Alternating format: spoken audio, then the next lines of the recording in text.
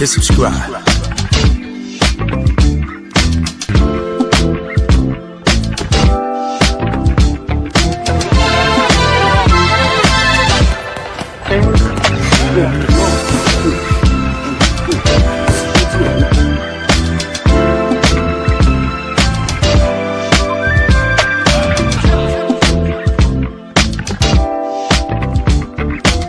Subscribe to my guy, Uncle D. Tell him Big Bass sent you. Spurling. I'm an attorney here in Houston, Texas, an advocate for black men, largely because I am a black man. I'm a black father. I have black sons. Hey, man, I do what I do.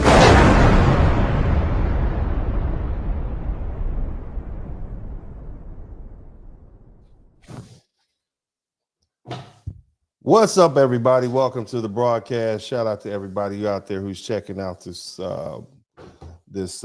with me tonight. I want to thank everybody for their time and attention ahead of time. And my goodness, big shout out to Mr. 43TX, Urban Eagle, Sleepy G 2011, all my wrench mob. Make sure that you can hear me. If you can hear me clearly, hit the number 1 button. Let me know that you can. As you know, my name is Dennis Spurling. This is my podcast. And I try to talk about current issues and put them in context for people. And one of the issues being addressed right now, one of the issues that's hot, that nobody wants to talk about, that you won't see on mainstream media because it's not it's not something anybody wants to deal with. I will, and that is that you have a lot of Latinos who are participating in these ICE raids. Let me say it like this. It's not like they're all being herded in. In fact, many of them are the ones doing the herding. And of course, there's been the tragic incidents that happened in Minnesota where 2 Americans were shot and killed by masked ICE agents. But here, let's start with the facts, because the facts don't care about optics or feelings, nor do they care about political spin. The majority of ICE agents that we see on television and on our social media are Latino. And here's the thing. Many of you have noticed because you listen to their accents. We can, Donald Trump has even pointed out that he said it on a television broadcast himself, and he said it repeatedly across multiple media appearances. He used it as a defense against people who criticize ICE as if immigration enforcement can't be racist, okay? Because so many of the agents are Latino. Brown faces, don't magically erase racist outcomes. And that argument doesn't disprove racial targeting. It just tries to hide it behind representation. So whether you support deportation or not, the way immigration enforcement is being carried out is clearly racially targeted. You can believe in strong borders and still call racism what it is. And the fact actually makes the situation even more disturbing. Here's why. At the beginning of 2025, ICE had about 10,000 agents. By early 2026, that number had doubled, and it was actually more than double. It was 22,000. That increase was roughly about 12,000 new hires in just over a year. That's 120% growth.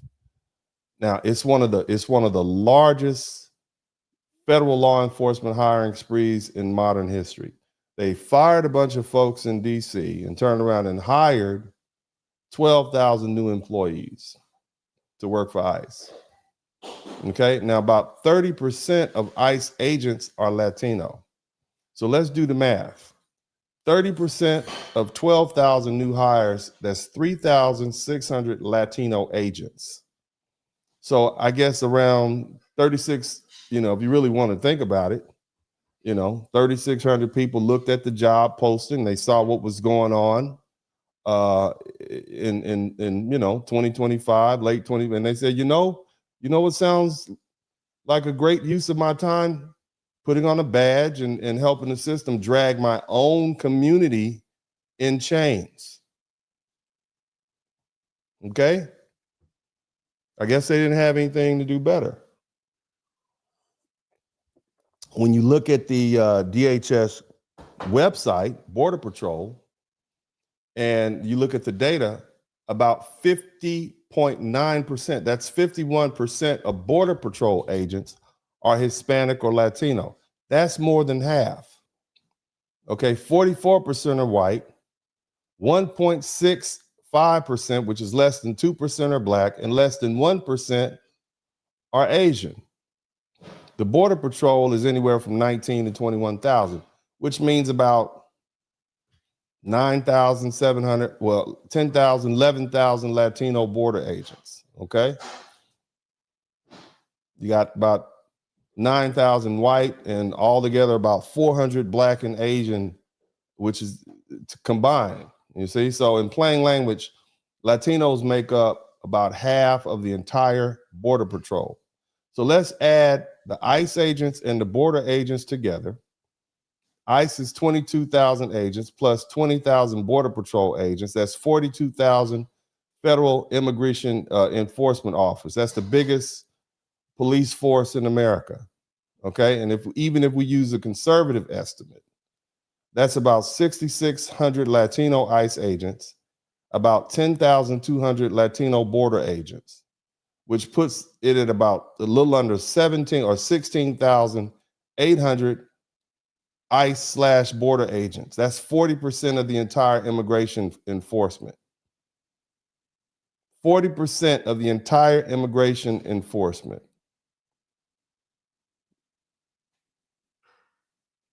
Think about that. So you can argue policy all day. You can support deportation or you can oppose it, but you can't escape the facts. Immigration enforcement hits Latino communities the hardest. And it's heavily enforced by Latino and Hispanic enforcement agents. And these numbers don't come from bloggers. They don't come from activists. This is not about vibes. They come straight from DHS announcements and EEOC workforce data and official Border Patrol reports. So here's the thing I want you to understand, okay? And here's why I'm even speaking about this, okay? See, it's impossible to ignore because, this part goes straight to the heart of the issue. Latino communities are being targeted. Families are being torn apart in real time. Children are watching their parents taken away in vans, sent to detention centers. And yet, in the middle of this pain, Black people are being asked a question, and that should never be asked seriously. And that question is, why aren't you Blacks out here protesting with us? Why aren't you Blacks risking your body, your freedom, your job, and maybe your life to fight the system? Now, let me be clear. As a group, I think I can speak on behalf of not all Black people, but the vast majority of Black people. I think we can agree based on our actions that we've decided to take a break. We are literally and figuratively sitting on the couch with our feet up. We are resting. But still, they keep asking us. And I feel like this is going to go on for the next 3 or 4 years while this enforcement has kicked up. Keep in mind, these ICE agents are bound to a 5-year contract, which means they're going to be here. Here's the other thing I want you all to consider.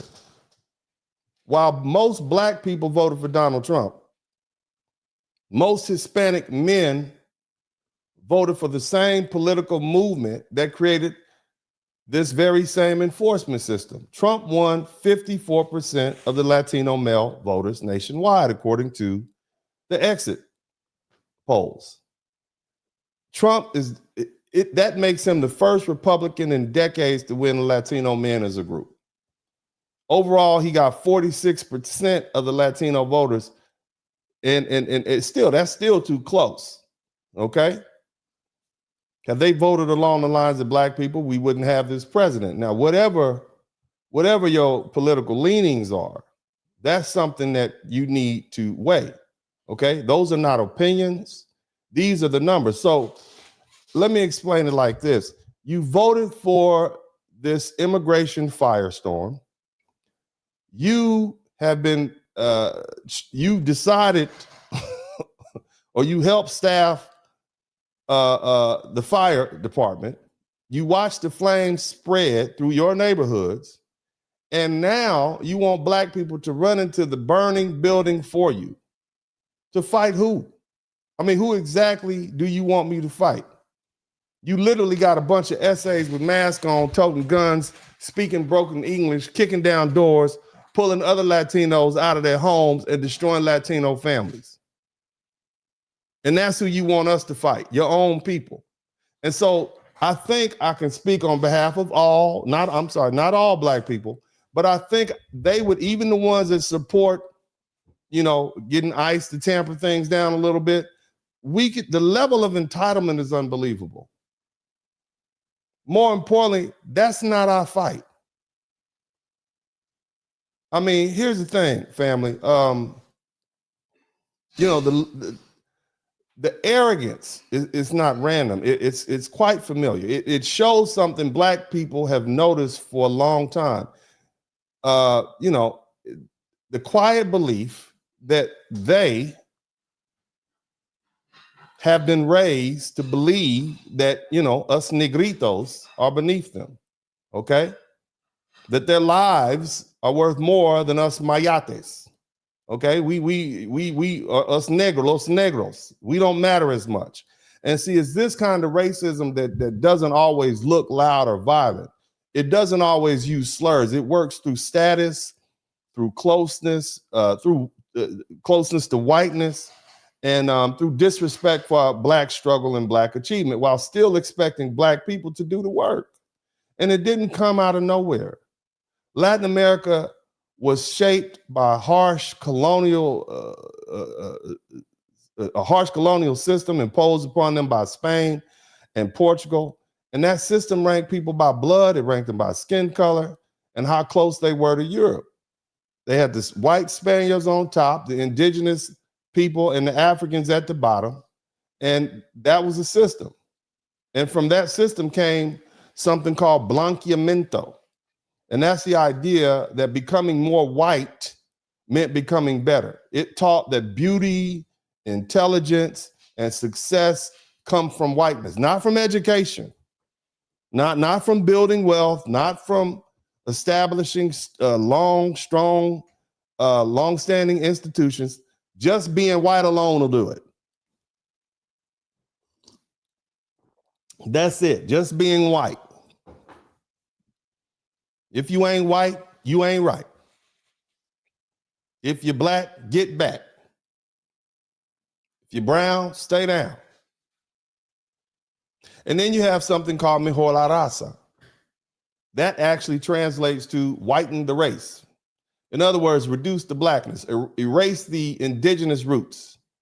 And see, these ideas were taught, they were repeated and passed down for generations. They appear in history books, in social studies, and census records, and marriage trends, and in media images. And see, this is not black propaganda. I'm not pro-black, okay? I'm not one of these people that's trying to steal people's culture and tell you that, America was Africa before Africa was America. I'm not that guy. I'm basing what I'm telling you guys on well-documented history. You can ask your Latino friend and they'll tell you. Okay? If you look at a 2013 academic study that came out of Sweden, that study found that Venezuela ranked as the most racist country in the Americas. Yes, That same Venezuela that sent all these hooligans and criminals up here that we are now rounded up and sending home. All these doctors, lawyers, and engineers that they sent here from Venezuela under Joe Biden. Let me say it like this. That means that Venezuela is more racist than the United States, which is down the list. Despite America's long history of anti-indigenous racism, anti-black racism, anti-Asian, anti-Latino racism, Venezuela ranks higher. Let that sink in. And here's the thing. This is not ancient history. This is still alive. And yes, I know that their people were conquered. I know that Spain destroyed indigenous civilizations. I know the sword and the cross were used to dominate, but that was 500 years ago, right? That's over, right? So I'm going to say what you all say to black people when we talk about slavery: Jim Crow, redlining, mass incarceration. Get over it. Because instead of dealing with the history honestly, too many chose to accept it and repeat it. And now you want to aim it at black Americans while chasing the desire to be closeness to whiteness. And then you brought the mindset here and expect black people to absorb the damage for you. And we're not having it. Not in any way. We are not having no parts of that.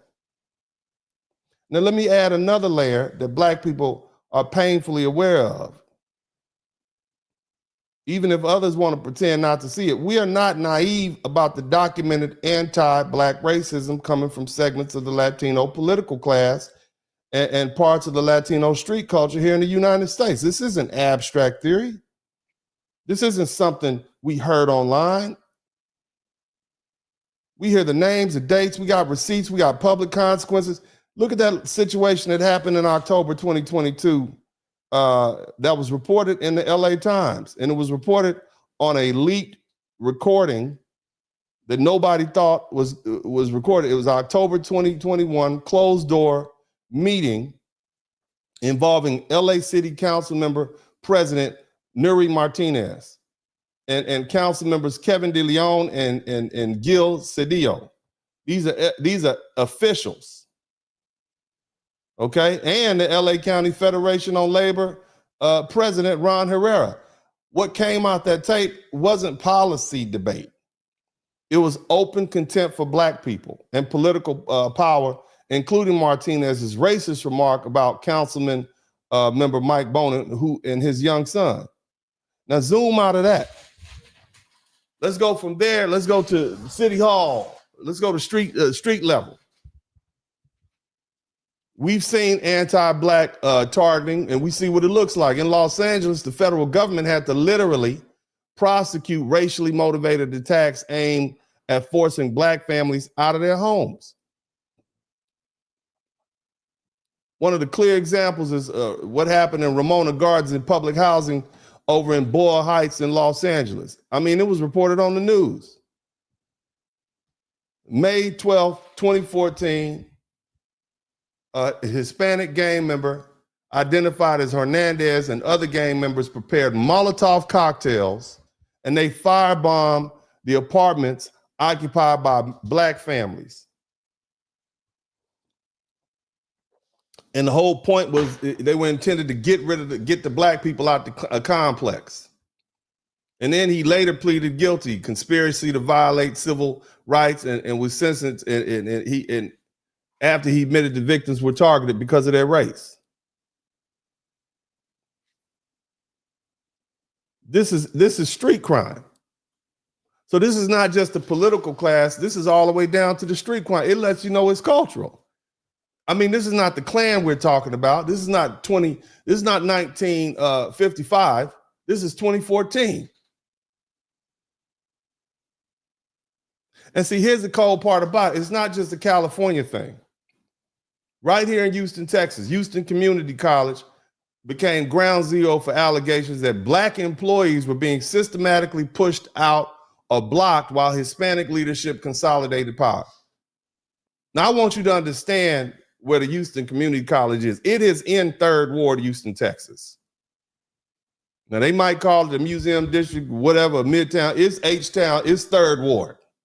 They had to file a lawsuit in federal court, Brown v. Houston Community College. Hell, I'll give you the case number 4, semicolon 20 CV 02186, Southern District of Texas. It was filed on June 22nd, 2020, alleging racial discrimination and retaliation and attempting to proceed on behalf of a broader group of Black employees. This is what we have to do. Texas being the most populated state for Black people in America. It's currently pending before Judge, the Honorable Lynn Hughes. You understand what I'm saying? This is what we're dealing with. It's been all over the news here. But see, here's the funny thing is, let me get this back together. So you're asking us to show up in March? When I say us, I'm talking about Black people. You asking Black people to show up in March and protest and sacrifice. Black people, I mean, this is what you want us to do? And what you see happening is Black people doing a sober cost-benefit analysis based on our lived experience. Why would we feel compelled to put our bodies on the line for solidarity when the record shows that Latino political actors scheme to undercut Black political power, when you got federal prosecutors describing racially motivated intimidation aimed at Black tenants? You got Black workers in our own institutions deliberately excluded and targeted while others try to consolidate power. Again, we're not talking about the Ku Klux Klan. We're talking about the Latinos, people who are first-generation immigrants. And see, we need to be honest about the power dynamics. The more your community grows, the more political culture and institutional power it gains. And there's nothing wrong with a community gaining power unless that power is used to marginalize Black people or practice anti-Black racism, trying to lock us out of opportunity, displace us from our neighborhoods, and treat us like an obstacle instead of allies. So no, this isn't confusion, and it's not indifference. It's awareness, okay? That solidarity is not automatic; it's earned. And when Black people see documented contempt, documented targeted, documented allegations of exclusion, you don't need to act like you shocked when we decide we're not volunteering to be your shock troops for somebody else. Why would we do that? And the truth is, if I can be so frank, there's a lot of Black people who did not vote for Donald Trump who are happy to see these immigrants being rounded up and sent home just because of that. All the Black people in the chat room, if you don't have a problem with Trump rounding these immigrants up and sending them home, let them know. Type no problem, just so we can get a polling. We don't have a problem with it. And that's another thing. But either way, I got some video footage, because see, the fact that, and we still got to get back to the fact that a majority of these DHS, ICE, and Border Patrol members are Latino. And the thing is, they know about it. Let's go ahead and look at some video footage. Y'all hit the #1 button. Let me know you clear. People, shame on you. I hope right now your ancestors are looking at you. Look at you right now, brother. Stand up. Stand up. How did your family get here? My tax money put you in school. You came here without no papers. Now you're an American. Thank you. Out of the way and pay us back. We love you, brother. Don't forget that. Everybody take a picture of you. Yeah, so you see that Hispanic gentleman yelling at the ICE agent. Let's keep looking. I don't know what you just said. I don't speak Spanish. So this is a Black woman saying, I don't speak Spanish, because his accent is so thick, She can't even understand what he's saying. All right. I'm not speaking Spanish. I just heard your Spanish accent. I don't know what you said. You're speaking entirely too fast. I don't really want to engage with you, honestly. Just me. I'm just letting you know I'm here. It's for you. A Hispanic ICE agent in Minnesota was confronted by a leftist who criticized his Spanish accent while saying she was defending immigrants. Listen. Impeding. Listen. I'm done talking to you. Listen. You can get out of my If face. you continue that, we're going to arrest you. See, here's what I want you to understand. People keep saying, well, why does race matter? Because they keep trying to get black people to join in on some black and brown unity. So they're saying they're targeting us. You see, so if you want us to join in and help you fight because of this racial targeting, and I think anybody with eyes can clearly see the ICE is targeting black and brown immigrants. I don't see them targeting any illegal immigrants from Canada or Ukraine or anything like that. I don't see that. I see them clearly targeting black and brown people. That's pretty clear to anybody with eyes and who will be honest. But you all want us to come join in and help you because they're separating your families. And turn out it's your own people. It's your own men mostly separating your families. It's your own members of your own group. Okay? So how would you want us to handle that? Let's keep looking at the videos. Okay? Hit the number 1 button so we can hear you, make sure you know. I need to know you can hear it. How are you? Don't push up.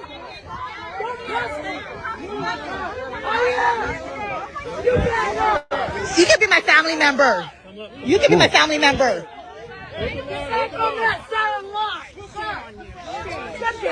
What you do, hit a girl? You hear that? These are a bunch of Hispanic dudes out there harassing these Hispanic illegal immigrants or illegal immigrants, because it's both legal and illegal immigrants being targeted. Are you gonna hit a girl or what? Are you hit a woman? He doesn't like he want to be here. He doesn't want to be here at all. Or you. You there? You want to be there, baby? You want to be there for money. Dude. You see? So the masks are now coming off. I'm starting to understand why they're wearing masks now. I'm starting to see why they have these guys in masks. Because the American public doesn't know it's a bunch of Hispanic dudes, police and other Hispanic people. And you want us to get involved in that. I just want you to think about that, the irony. Let's keep listening. A ver, cuando entré al país tuve mi corte. Okay. Ya fue cerrada. Okay. Sí. ¿Y no te dijeron nada? No, no. Después de eso. Ok, ahorita porque estás aquí ilegalmente, no tienes nada de estar aquí. Bueno, ya revisamos todo. En tu caso no tienes nada de como récord para estar aquí en los Estados Unidos. Ok, so ahorita te vamos a poner en detención, te van a procesar el caso de nuevo y de ahí ellos van a decir. Vamos a ahorrarnos tiempo. ¿Ah? Vamos a ahorrarnos tiempo. ¿Cómo? Vamos. ¿Es de verdad? Sí, claro. Somos residentes los dos. Ok, déjame revisar eso, ¿ok? Okay. Permíteme un momento. And this, and just so you know that there are not. I mean, she's lying to this guy, right? Telling him what he has to do, and she's taking advantage of the fact that he may not know the process or might not know his rights. And you want us to come in and help you fight against this. So it's not just men; it's also women. This is something known to the Latino community as they ask us to help come put our bodies in the line of fire. They know what other members of their community are doing as far as not only supporting deportation, but actually working for ICE and getting paid. Okay? ¿Por qué no Dame la tuya, necesitas esta de principio? ¿Cómo? ¿Por qué no me...? No, porque me pidió el ID y pienso que el ID también hasta la fecha de eso, ¿sabes? Es No legal. estoy diciendo que no es real, nomás estoy... Somos residentes hace rato ya. Okay. Yeah. The point is proven on that particular video. Let's keep looking and check out. Here's another one. Question. Why are you asking me for my paperwork? Because of your accent. I want you to listen to After an this. agent question. Why are you asking me for my paperwork? Because of your accent. I still, you have an accent too. Where were you born, sir? Where were you born at? Put your hands behind your back. Ramon Monero was detained by U.S. Border Patrol agents outside his home in a Minneapolis suburb after Both of them have an accent. He's like, why are you asking me about my accent? You have an accent too. Think about it. Both of these people are born in some Hispanic country somewhere, and the ICE agent is sweating him about his, so he's racially profiling him based on his accent, which is generally, I thought, was illegal in this country until the Supreme Court recently ruled. But just think about that. Okay, these are the people walking around beating up Americans and, you know, unaliving folk. But they want us to jump in the middle of this. This seems to be a family fight. Somebody type family fight in the chat room. You can't on one hand be angry that they're deporting your uncle, and on the other hand, be happy that your nephew got the job to deport your uncle. I want y'all to think about that, okay? And then you want us to jump in the middle and put our black bodies between whatever internal conflict you all have on. You want us to leave our couch. You want us to take our feet down off the couch, to move away from our resting time, to come out here and help you fight with your nephews and uncles and sons and fathers who've taken a job working for ICE. I just want you to think about that, okay? I just want you to think about the irony there. And why would they think we as black people would put our bodies between? Why don't they ask the Samoans? And I don't want to pick on the Samoans. I like the Samoans. I don't want to pick on you all, but you all are much bigger than us pound for pound. You're fighting. There's some fighting people, these Samoans.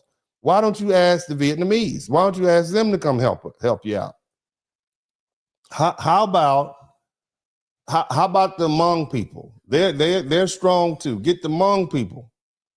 Okay, what about all the people from Afghanistan? Get the Afghanis to come help you fight ICE. Why are you calling black people?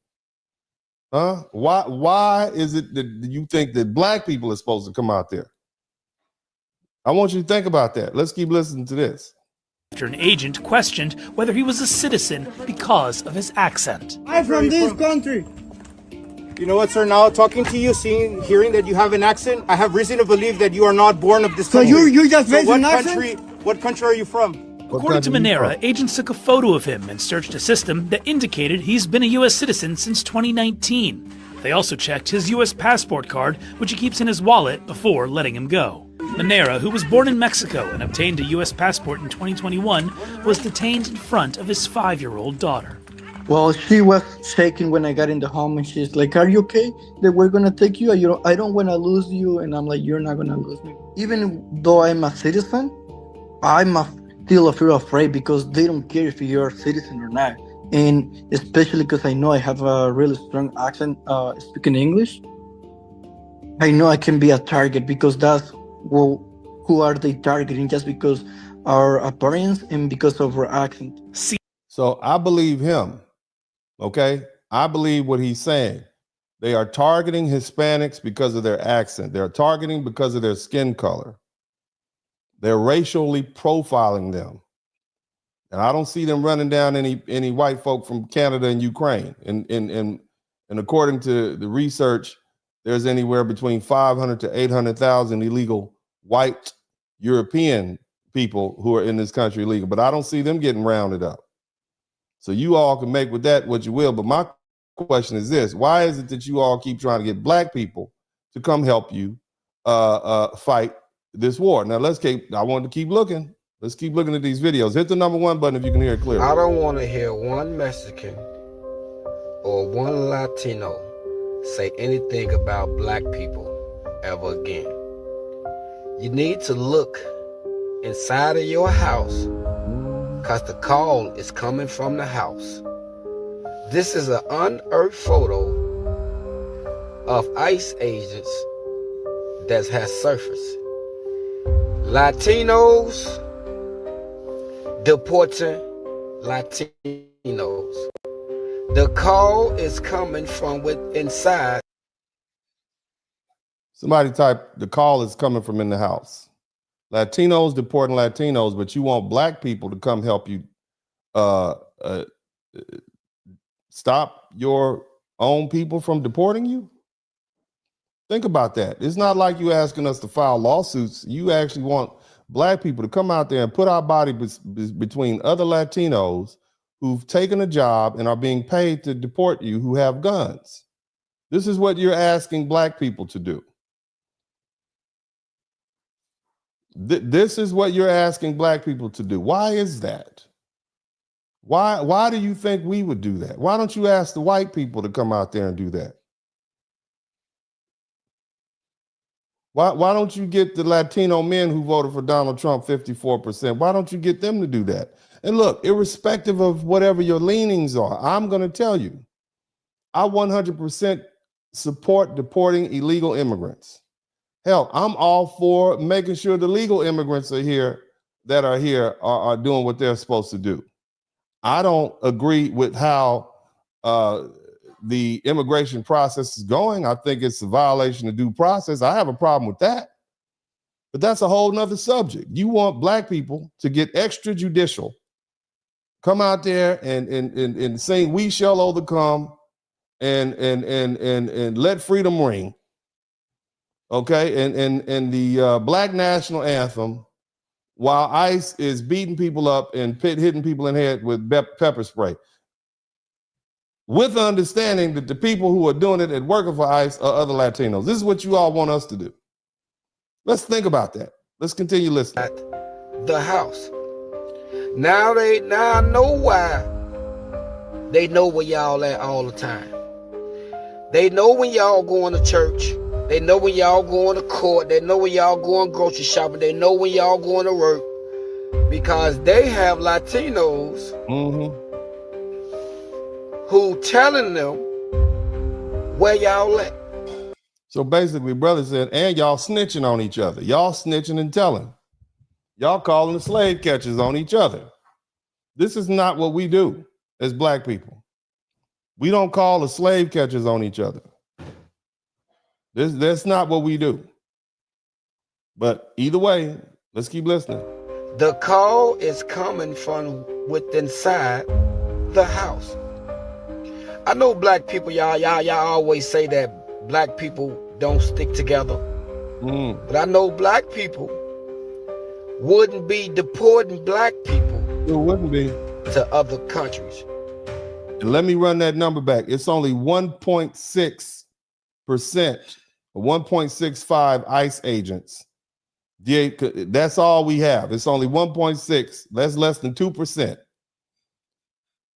Okay, Hispanics have 50% border agents, 40% ICE and border agents combined.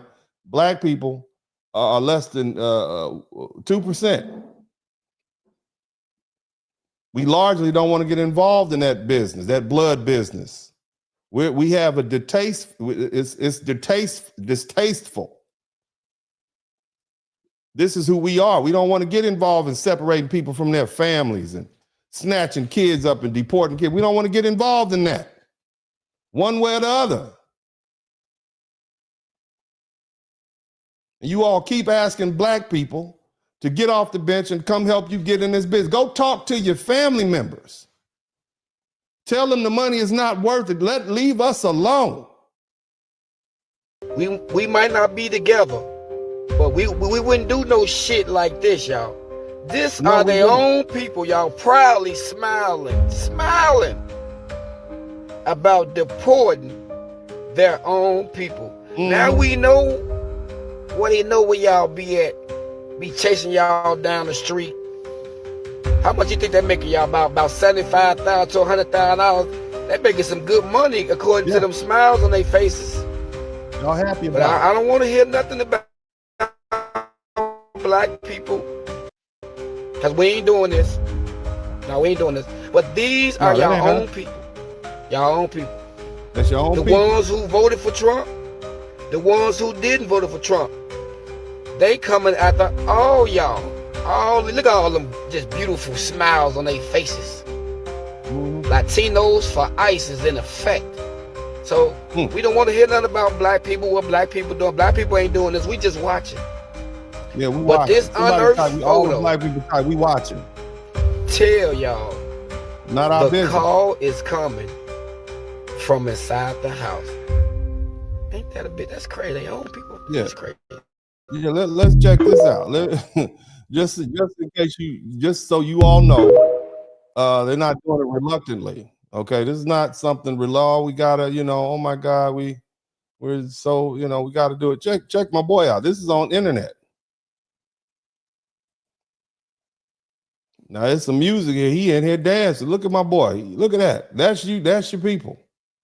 All you Latinos, that's your people right there. Okay, this is him. Proud. That's your people. This is what you want us to stop him from deporting you all. You want black folk to jump in the middle. It looked like he happy to me. Somebody type he happy. It looked like he's happy to me. This is what it looked like to me. It looked like y'all are very well aware of what's going on. Got that $10,000 a year bonus, $50,000. This is y'all. This is what your people are doing. Why y'all keep asking us to why we interfere with this man's happiness? Whole family happy. Let's think about it. This is what you want us to do. This is what you want us to do. And let me give you a taste of what it's going to be like when you get out there. Hit the number 1 button if you can hear this. This is what's going to be like. It's yet another example of how not minding the business that pays you tends to go horribly wrong. When will we learn? That's what we're doing. That's what needs to get done. Not to U.S. out of not to the people that are from capitalism. They want to destroy everything that's built by the people. Out of Venezuela. Nigga, Africana. Country, you are not from the country. Don't be stupid. You are not from the country. And you hear that? So he out there protesting to try to keep the Venezuelans from being deported. And they nigga, you hear that? That's what y'all want to go out there for? You ain't got to go out there to be called the N-word. You can just listen to a rap song. Hell, go on Twitter. You know what I'm saying? I mean, really. Let's just really think, is this what we doing? I mean, the nerve of you all to think we're going to come out here and help you all protest against this hot mess that you all are participating in, apparently happily. All right, let's let the brother finish speaking. Ain't even mad at that. Yep, I said it, because in our reality, that black man is actually lucky they ain't beat his ass out there, because what he was doing was playing a political game without actually knowing what was going on. Because if he actually knew Venezuelans and talked to Venezuelans before surrounding himself with Venezuelans and saying things that would be deemed offensive to them, he would know that the overwhelming majority of them are in favor of the capture of Maduro. But this is what happens when you play political games, and as a black person, you think that we are the spokes. That's the lesson. Now, let me check just in case you think that's just one guy. You know. Oh, that's not, no. Here you go. Go ahead, here's some more for you. My man. Big Jack, man. Yeah. Like they start together. We're very racist in California. We're racist motherfuckers. When we're doing time, when we're in prison, the white boys and the Mexicans, even though we're segregated, when shit gets real, we back each other up. Oh, y'all back each other up. The white boys and the Mexicans, according to him, they back each other up against who? Who you back yourself up against? Clearly, you must back yourself up against the Arabs, and maybe, I don't know. I'm assuming y'all fight against the POs, because that makes sense. You all are prisoners. So who do you fight against, sir? Let us know. Please tell us who it is you fight against. And then the blacks and the Asians, they back Sorry, each other again, hold on a minute. You fight against who? I didn't hear that. Did you all hear that clearly? Who does he say he fights against? I must have misheard. I'm sure. I'm going to listen faster this time, so I'll hear. Let's say it again, sir. It's real, we back each other up. And then the blacks and the Asians, they back each other up. Yeah. Okay. So it's like, let's say we're doing time, and you guys are white boys, and it's me and a bunch of fucking beaners. We're going to team up to go fuck up all the niggers. You going to go fuck up? I'm sorry, you going to go F up to who? Let me run that back. I'm sure I didn't hear that correctly. I'm sure that must have been, let me know. Where's my Google Translate? We're doing time, and you guys are white boys, and it's me and a bunch of fucking beaners. We're going to team up to go fuck up all the niggers. You know what I'm saying? That's crazy. Yeah. Somebody type hard ER in the chat room. Somebody type hard ER. That's what we doing. That's what we doing. We effing up the N words with the ER at the end. Wow, that is just amazing. So this is how you all. These are the people that you want us to come out and do what? You want us to come out and stop ICE from doing what to you? And you feel this way about us. Interesting. Somebody in the chat room type interesting. Okay, you know what? I'm gonna let your white queen tell you what they really think about you. Hit the number 1 button. For me to say what I'm about to say. And I have said it before many, many times. I was married to a conservative Latino for 6 years. Okay. Same conversation over and over again. What did you say, ma'am? You will never be white enough. Oh. You wouldn't. Okay, let's let her finish. We don't like Benedict Arnolds, and that's what this is. She mean we white people don't like Benedict Arnolds. So this is how these white people are looking at all these ICE agents. See, y'all think it's just me. I've had people in the chat room tonight say, oh, you're a moron. No, the same white people that you're trying to be adjacent to, they're also Americans. And they feel the same way about sellouts and traitors the way black people, because see, we're Americans too. And the thing you all understand is white Americans and black Americans, and I'm not talking about the ones that just got here. I'm talking about them old school redneck heritage pickup truck driving, been here since 1750 white folk. We feel the same way about traitors and sellouts that white folks do. And so this lady is letting you know exactly how we feel. So you out there sending your own people home, do you think that's going to curry favor with these white folk or these black folk? You look like a bunch of sellouts. That's what you look like. Let's keep listening to this white queen. Somebody type white queen in the chat room. When you are brown, you speak with an accent, but you sell out your own people, we're never going to trust you. White people are using you. And that smoking mirror that you've been indoctrinated to believe that it's not going to happen to you because you're not black. As a white person, I'm just here to tell you, it will indeed happen to you. Damn. Because we will never trust you. We will use you to go after your own people. Oh, fuck yeah, we'll use you. You can kill white people too. We don't give a shit. Damn. But we will never, ever invite you in the house. Damn.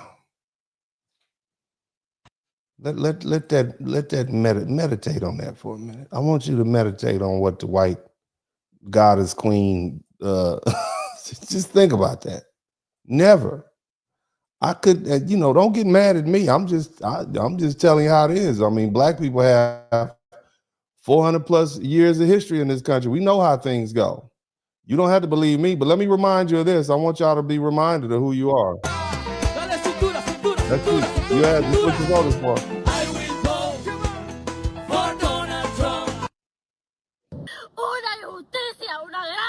It's been happening frequently at the 333 Miami Avenue Federal Court building.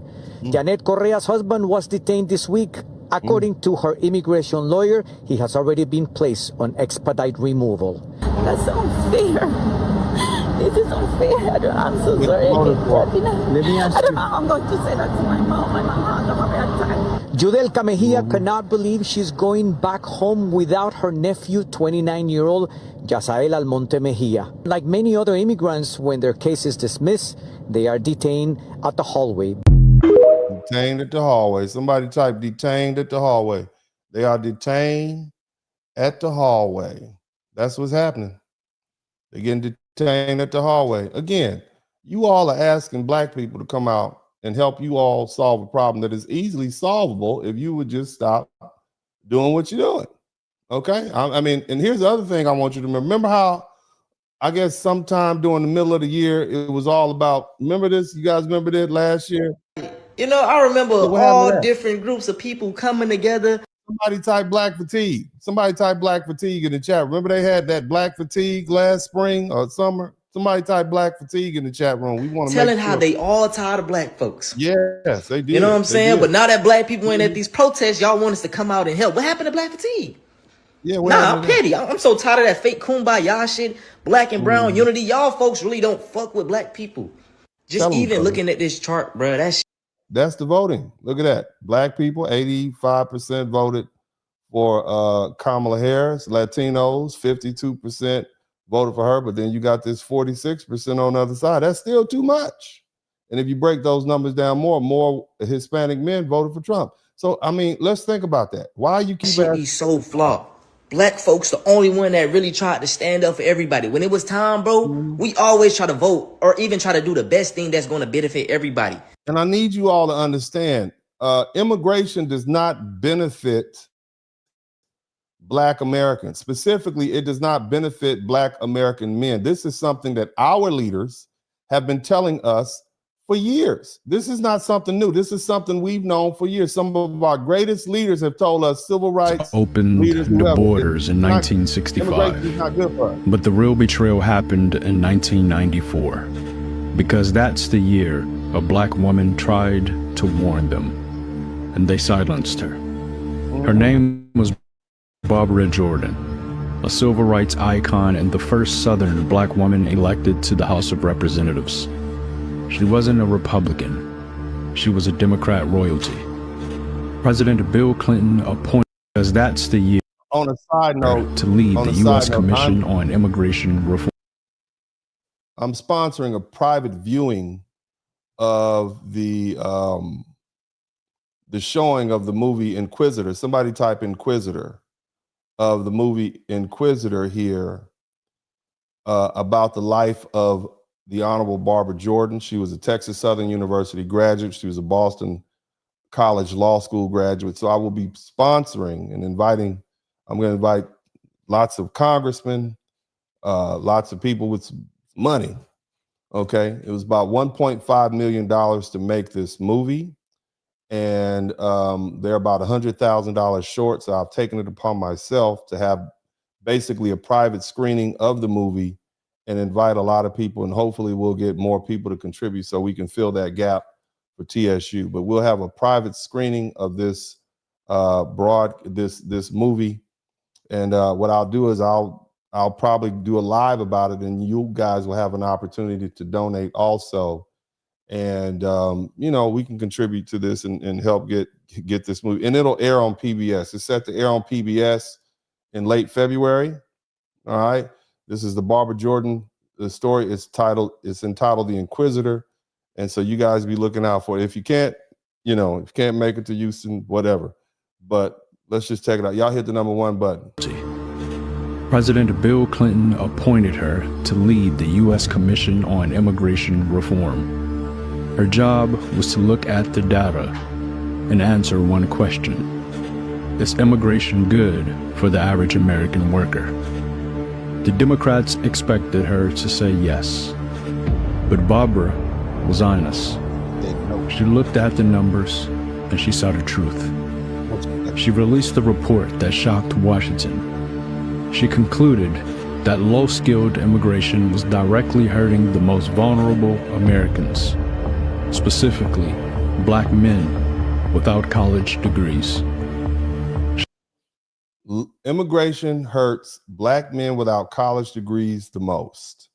That was what the Honorable Barbara Jordan determined. And yet, you still had the majority of Black people and the majority of Black men voting for immigration. I want you to think about that. This is how wonderful and gracious we are as people.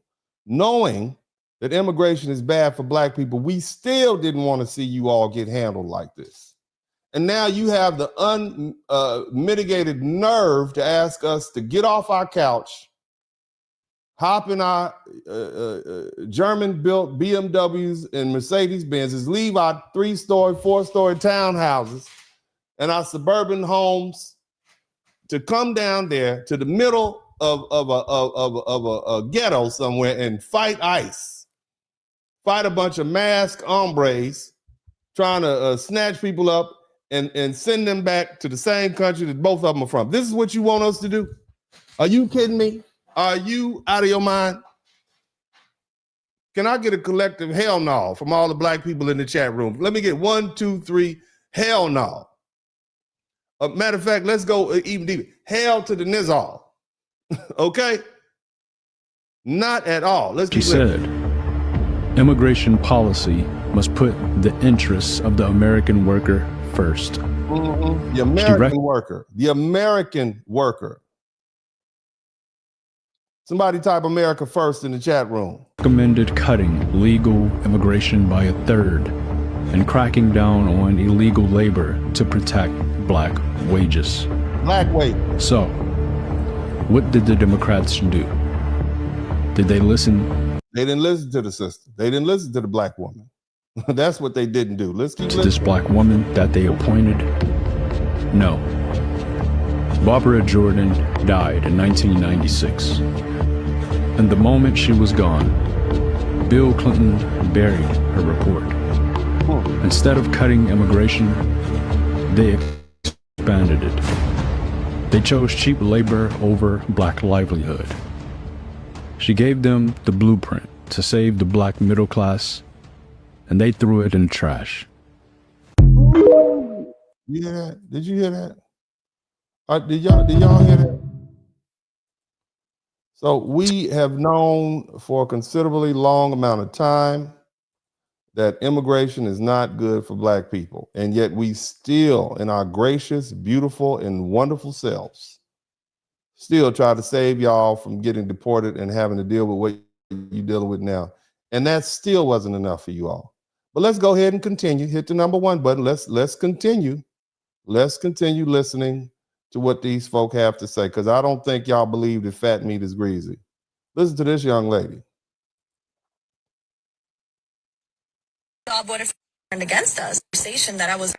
Wait, I'm confused. I mean, maybe you guys had a conversation that I wasn't a part of, but I didn't know the black community turned against us. But thank you. Now I understand that the black community is not our ally, and that they're all assuming, guys, that us as Mexicans, we all voted for Trump. They're assuming that we're all racist, and they're assuming that we all. We know all of you didn't vote for Trump, but we know that 54% of your men did vote for Trump. Okay. And we also know that 48 or 46% of you all voted for Trump. We know that. And we also know about Latinos for Trump. Okay. So it's a lot of bad press. So we're not making assumptions out of thin air, ma'am. And then there's that whole blanqueamiento thing and that mejor la raza thing. And that, you know, and your black grandma that you never, that your abuela negra that you never want to tell anybody about. Let's keep listening. All hate black people. They have stereotyped us and put us into a category. So now they hate us because it's all of our fault. See, the actions of all Mexicans is my fault. Just the same way, I guess, maybe we could do the same. Black people also voted for Trump. So should we assume? I voted for Trump, but, you know, I vote my interests. But most black people didn't vote for Trump. 93% of black women voted for Kamala Harris. 79% of black men voted for Donald Trump. We black men voted for Trump more than any other group of men in America. If the Latino community had voted like the black community, Kamala Harris probably would have won, or at least she'd have done a much better showing. So we're not the same. Okay, we are not the same. Shout out to all the people who are here for the chaos. Shout out to all the black people who are quite intrigued at seeing how these folk handle in the next 3 or 4 years what we've had to handle for the past 400. Shout out to all the black people who are watching and listening with their feet up. Hit the number 1 button. Assume that all black people are not our ally then? Should we assume that all black people are Trump supporters? Should we assume? No, you don't have to assume. You can look at the exit polls. That's what I just said, man. Look at the exit polls. That's what you do. And then you'll know. That all black people are racist? No, right? And I wouldn't do that because I'm not racist. You started off your conversation literally generalizing all black people and then contradicted yourself and say, oh, well, what if we did that? I don't want to look at her too long because she's a little distracting. Okay, we're going to let her talk for a minute and we're going to move on. That's literally what you did. I didn't know that we have beef with all black people and all black people aren't our allies. Hypocrite much? Then to turn around and say, well, all Mexicans are blah, blah, blah. Like, it's the hypocrisy for me. Yes, we are not in it. Why do y'all continuously try to keep pulling black people in it?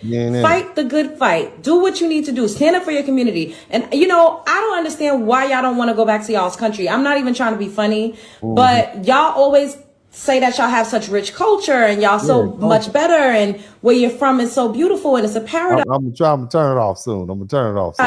So why not really try to go home and, you know, really fix up your community and in your country, like y'all's government, y'all's officials look just like you. So wouldn't it be easier to get through to them? I'm so confused by that because a lot of, and I'm not trying to be funny, and I hope that this isn't offensive to anybody, but a lot of immigrants are always saying how their country is so much better and how their culture is so much better. So I don't understand, like, Trump said they come from shithole countries, from what I remember. But go ahead, baby. Keep talking. What's the issue? And just leave us out of it. Like, it's okay. Some of us do support. Some of us are rallying behind you. But as a collective, y'all don't do that for us. Y'all never have. So it is what it is. And more of y'all voted for him than we did. It is what it is. Yeah, I don't like seeing people getting beat up and manhandled like that. I support deportation, but I mean, I don't like seeing that. I don't think any decent human being wants to see people separated from their family, especially Black people, considering our history in this country. But doggone it. I mean, my God, you voted for this dude, and now you got, that's one thing, and now you got all these ICE agents who are Hispanic. All right, let's keep listening. And when you guys are saying that this is not your fight, you guys been fighting. It's sadly to say that you guys been fighting and the whole world is just sat on the sidelines watching, saying, oh, look, there goes again another Black person not obeying the law. It's the same thing that's happening with my community. We were talking about racial profiling when Black people been going through racial profiling. They'll see a Black person walking. See, here's the thing. So you hear what he talk about racial profiling, and it's, here's the thing. They told us to work harder. They told us just comply. Remember that? Somebody typed just comply in the chat room. They said just don't break the law, right? Just don't break the law and you'll be all right. Come to find out, they saying, well, if you just come up here, you're breaking the law. And so now all of y'all breaking the law. So let's get a collective don't break the law back to these folks. This is what you told us.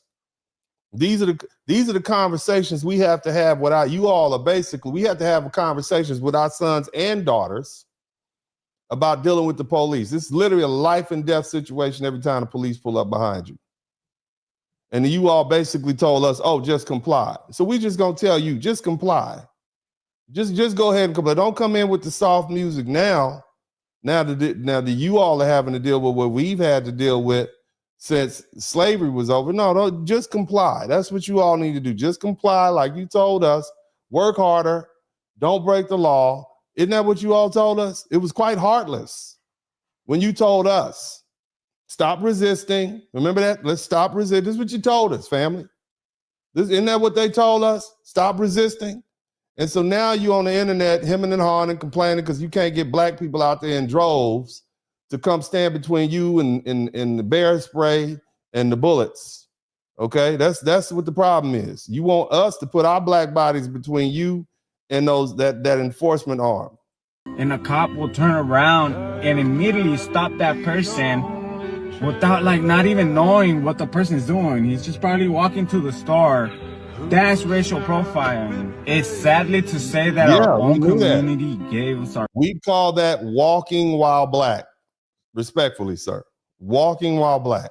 Back. And it's a lesson learned to any community that when somebody's going through some shit... Somebody type somebody. When somebody's going through it.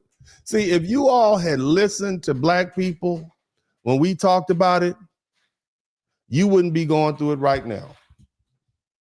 Let that set in. If you all had listened and helped Black people when we were dealing with police violence and police brutality, you all wouldn't be dealing with it right now if you had done something collectively. So don't cry now. Don't cry now. It's your turn. Sit on the fucking sidelines. Come out and support. And just so you want us to, you just told us y'all didn't come out support, but now you ended by saying we want you Blacks to come out and support. It's a bunch of ICE dudes enforcing it. Why don't the next time you get to the piñata or the quinceañera, y'all get together, or the just get together and or the carne asada, and y'all talk about that amongst your family members who are ICE agents. That's what you need to do. Now, I know if they gave you that $10,000 bonus, you're supposed to stay for 5 years or 50,000, and if you quit, you got to give it back. So they kind of trapped. That sounds like you trapped. That sounds like some indentured servitude to me. Sounds like y'all just signed some slave papers. So we'll see how that works out. But let's continue. Say thank you to all the people that are here raising their voice and fighting. Don't stop fighting. Yeah, you got to ease on up out of here, sir. You got to ease up out of here. But yeah, so, and that was for the people who say that, I don't see any folks asking black people to come out. They do it all the time. It's on your For You page all the time. Let's keep listening to what other folks have to say. Imagine being Hispanic and working for ICE. Look at that, traitor to your own race. Traitor to your own race. History. So again, I'm not the one calling these people traitor to their race and calling them sellouts. Their own people are calling them sellouts and traitors to their race. Okay?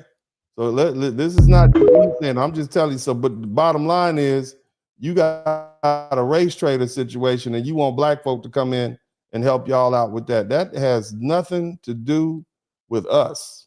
Okay? We have nothing to do with that. An ICE agent who had the exact same accent as the person that he was trying to detain. Not only that, but he tried to mock the dude's accent. Y'all sound the same. When these ICE agents go home, especially the Hispanic ones, do y'all talk to y'all people? Y'all talk to y'all people. I don't think they are talking to their people. I think they think it's a big joke. In fact, I've even it's so pervasive. It's something. I mean, it's so pervasive. They got jokes about it. Look at the $50,000 sign-up bonus is what motivated me. You know how much DoorDash I can buy with that. Also, my ex-boyfriend Edgar cheated on. Now, this is AI, but they're making jokes about it. Somebody thought it was funny. You understand? So, like, this is funny to them. I guess I don't know what to make. Y'all keep listening. With a big booty Latina from Mexico. So this my way to get even. Also, I am sick and tired of everyone in the Latino community calling me a torta. I'm not a torta. I'm just big. Now, I believe torta is some sort of food or something like that, but whatever. I mean, that's meant to be humor. All right. And that's not the only one. They got other stuff like, this is something that they know. They literally know that they have a lot of people who are, a whole bunch of people who decided to join ICE, and they're actively deporting other Hispanics. To discuss the latest developments regarding the current immigration claimant in the United States. My name is Jorge El Chucho Rodriguez, and I don't think a lot of people understand my pain. I know you might just see a handsome guy in front of you. He has it all figured out, but I don't. You understand? I have a career in law enforcement. I personally don't. I don't think it's funny, but this passes as humor to these folk. Okay, you got your own people being deported and sent home, kids being separated. They just sent some little girl back to, I don't know, back to Central America. I don't think it's funny myself, but they think it's funny. They're making jokes out of it. And some people see me as just a security guard for a border, but I'm not. I enforce the law, and then I have family who breaks the law, and I live in that world. What are some of the struggles that you deal with on a day-to-day? It's lonely out there. Not being invited to any parties, not being accepted because of the career choices. I want to be invited to a piñata too. When they say, ¿se va a hacer o no se va a hacer la carnita asada? They never ask me. So, I mean, this is something that they're really dealing with. This is not something that they don't know about. It's enough that folks are making jokes about it. So again, why is it that you all think that we are supposed to get involved as Black people? Why is it that we're being called up? We're being asked to put our bodies, our freedom, our lives on the line, and then you all have these racist beliefs anyway. Okay, let's keep listening. because Trump said the majority of ICE is Hispanic, which is factually true. So here's the thing. It's not like your comments are making it out to be. People aren't upset just because Trump said it. They're upset because they feel like their own people are selling them out. People whose parents may have gotten here by the same methods they're now detaining and deporting people for. The legal methods and the illegal methods. And then you talk about people doing things legally versus illegally, and you say how just because someone's black, you wouldn't stand with solidarity in them if they're breaking the law. And this is my first time seeing you, but judging you off of this video, I bet you wouldn't. You'd probably believe J. Edgar Hoover when he said the Black Panther Party is the greatest threat to national security of the country. I don't be wanting to believe the FBA is about the tethereds, but this video is not helping. But speaking of people doing things legally versus illegally, you say that your aunt just got in America last year after trying for a decade, your fiance is not American, and you're going through the immigration process right now. What happens when they get detained during their green card interview? Like this man here with no criminal record with a U.S. citizen wife. Or the wives of these two men here. Or this woman with a U.S. citizen husband. Or this woman who voted for Trump, and her husband got detained at his green card interview. She voted for this, even though she'll say voting for him wasn't voting for this. It was. Would you still? I mean, Trump said what he was going to do, right? Trump said what he was going to do. I mean, I tell people all the time, vote your interest. Y'all make sure y'all hit the like button. Stop playing with me. I don't care if you don't like what you hear or not. It's the truth. And it's not just me saying it. All I'm doing is giving you, I'm just laying the foundation. We haven't even got going good yet. You understand what I mean? But you are learning something. And, you know, if you learn something, I should earn something. If you're not going to learn anything, you don't owe me a dime. But if you learn something, I should earn something. Let's just keep that in mind. All of us shouldn't have to suffer. But anyway, let's go ahead and continue. Let's continue because, you know, some people don't believe what's happening is happening. And I want to make sure each and every one of you sees what's going on. All right, hit the number one button. Among Latinos, among the Latino community, especially among Chicano community, Mexican Americans, Latino Americans, okay? If it wasn't for Black culture, Black people, Black communities, Black leaders, Black artists, Black music, all of it, if it wasn't for that, we would have an entirely different experience in the United States. Here's the difference between Black folks and Latino folks. Black people in America, their ancestors fought for the rights we all get. We're going to stop it for L. Jackson. Thank you for being the first person to contribute to the super chat. We got all these people in the chat room. I don't care if you're mad. You can be mad. Put a cape on and be super mad for all I care. I don't care. This is the truth.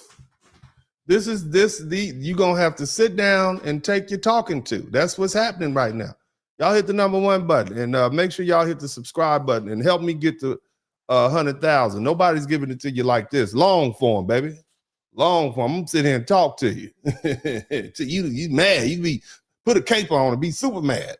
Go ahead, baby. Keep taking. To fucking enjoy right now. So many Latinos act like white folks just decided to give Latinos rights, just decided to let Latinos vote, just decided to put laws in place so that you could buy property. If it wasn't for Black leaders, Latinos wouldn't even be able to bring their kids to a public school. Give a lot. Man, I remember we openly accepted Latinos, man, back when I was young, 1980s. Now, we were cool with the Latino. We didn't know about all this racism that y'all had. We thought y'all were more brown people like us.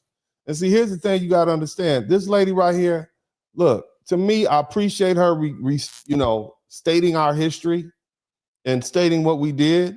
Okay, I appreciate you, baby, but it seems a bit convenient. Like, where was this?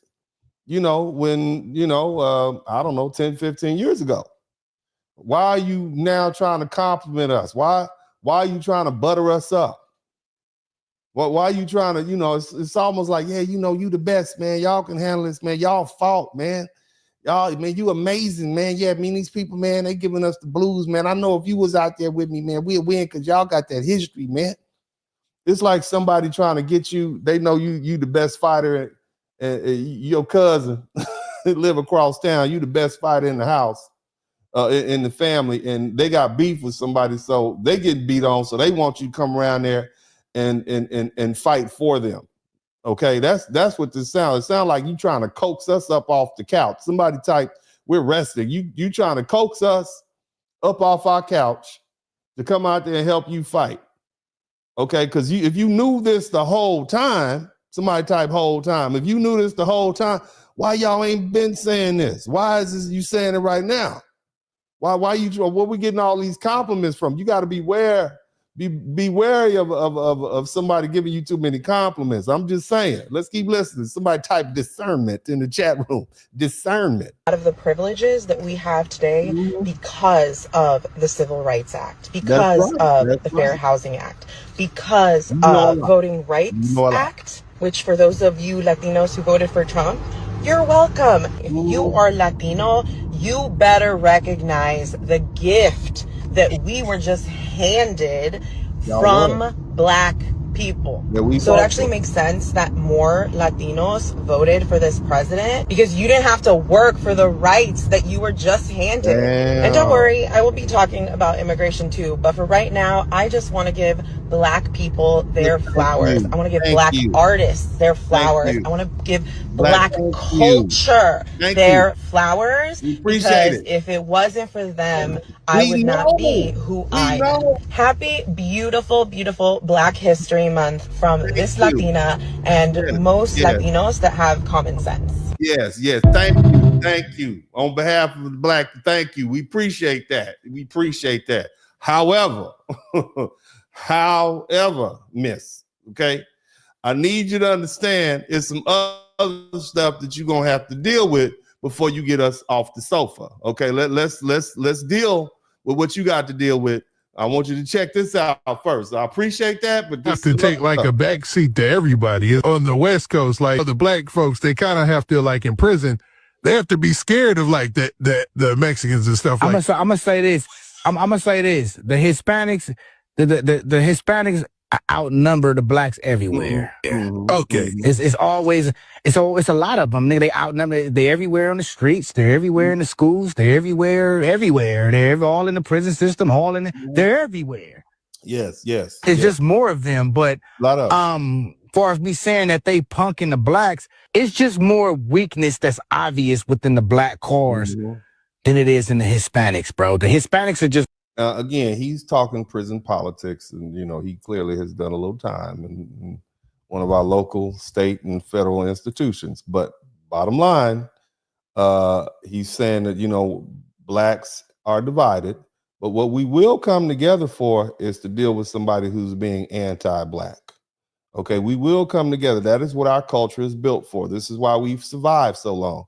But he's basically telling you these folk are unified against us in every conceivable way out there in California where they have numbers. Just more structured than Blacks. You got the black card is cut up in like 50 million different cars of bum niggas. Like I'm just gonna say it, bro. Niggas bums, bro. Like them niggas don't want to go to war with them essays. I be thinking most Blacks is scared of they scared of him. Well, I can speak on behalf of Black people. We are not afraid. Okay. You might be dealing with some convicts and folk out there in California who outnumber, but that ain't all of us. It's not all of us by any means. It's not even the majority of us. We've been doing this. But nevertheless, let's continue with the broadcast. And hell, as a matter of fact, I don't think, apparently once these Hispanic ICE agents finish, it won't be enough of y'all left. Apparently what they trying to do. This is terrible. Okay. But let's go ahead and keep listening.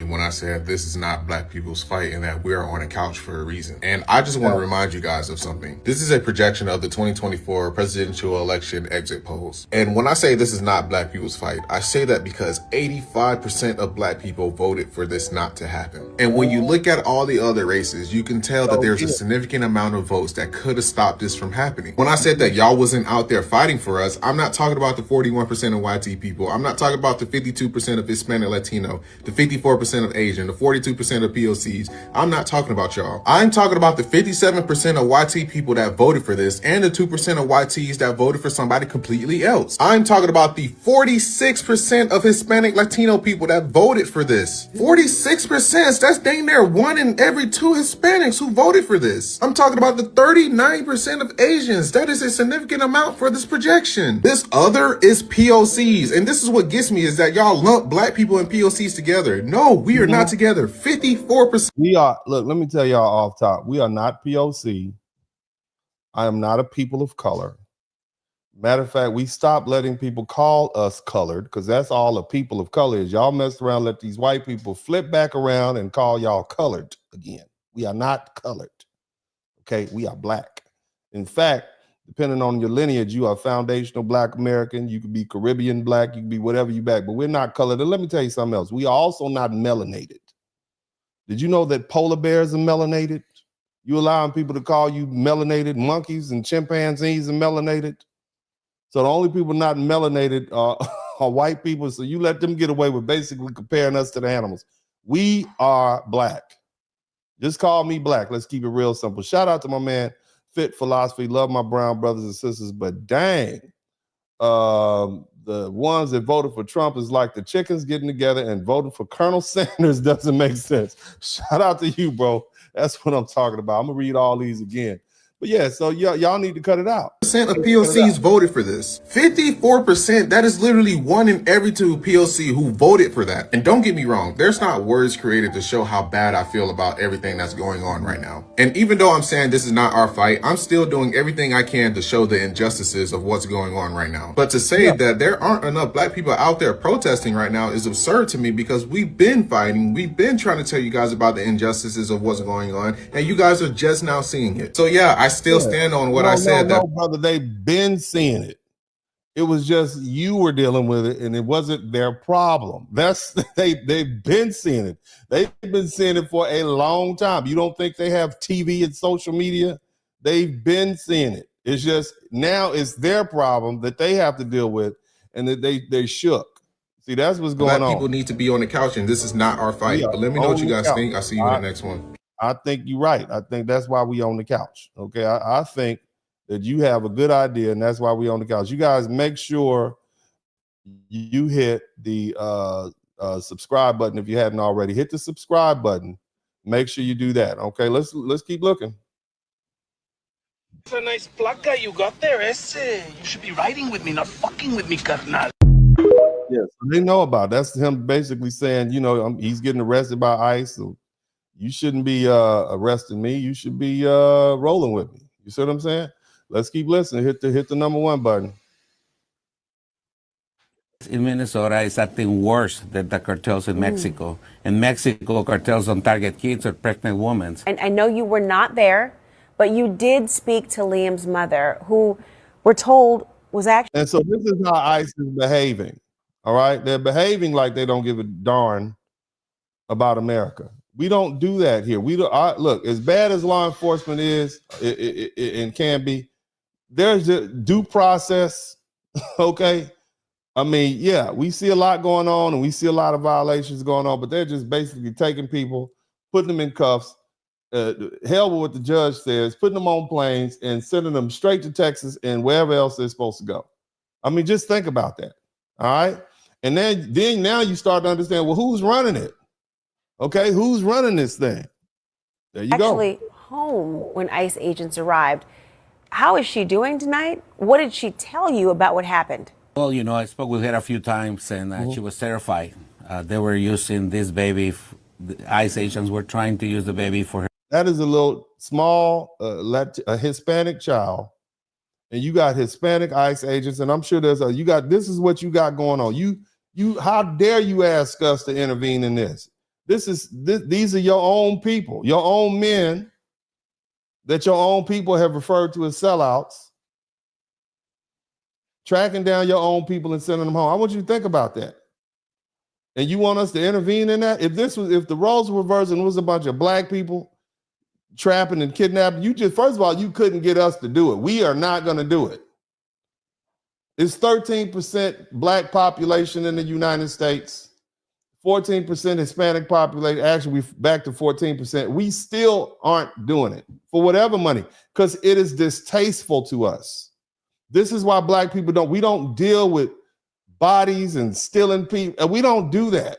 That goes against our culture. We are better than that BS. Let's keep listening. To come out of her house, but the neighbors step up. Neighbors advise her not to do it. The neighbors were trying to get the baby or the 5-year-old to give it to her. And this is a pregnant woman with another 13 or 14-year-old boy as well. Yeah. She believes that they were trying to get her to come out. She didn't believe that they weren't going to take her as well.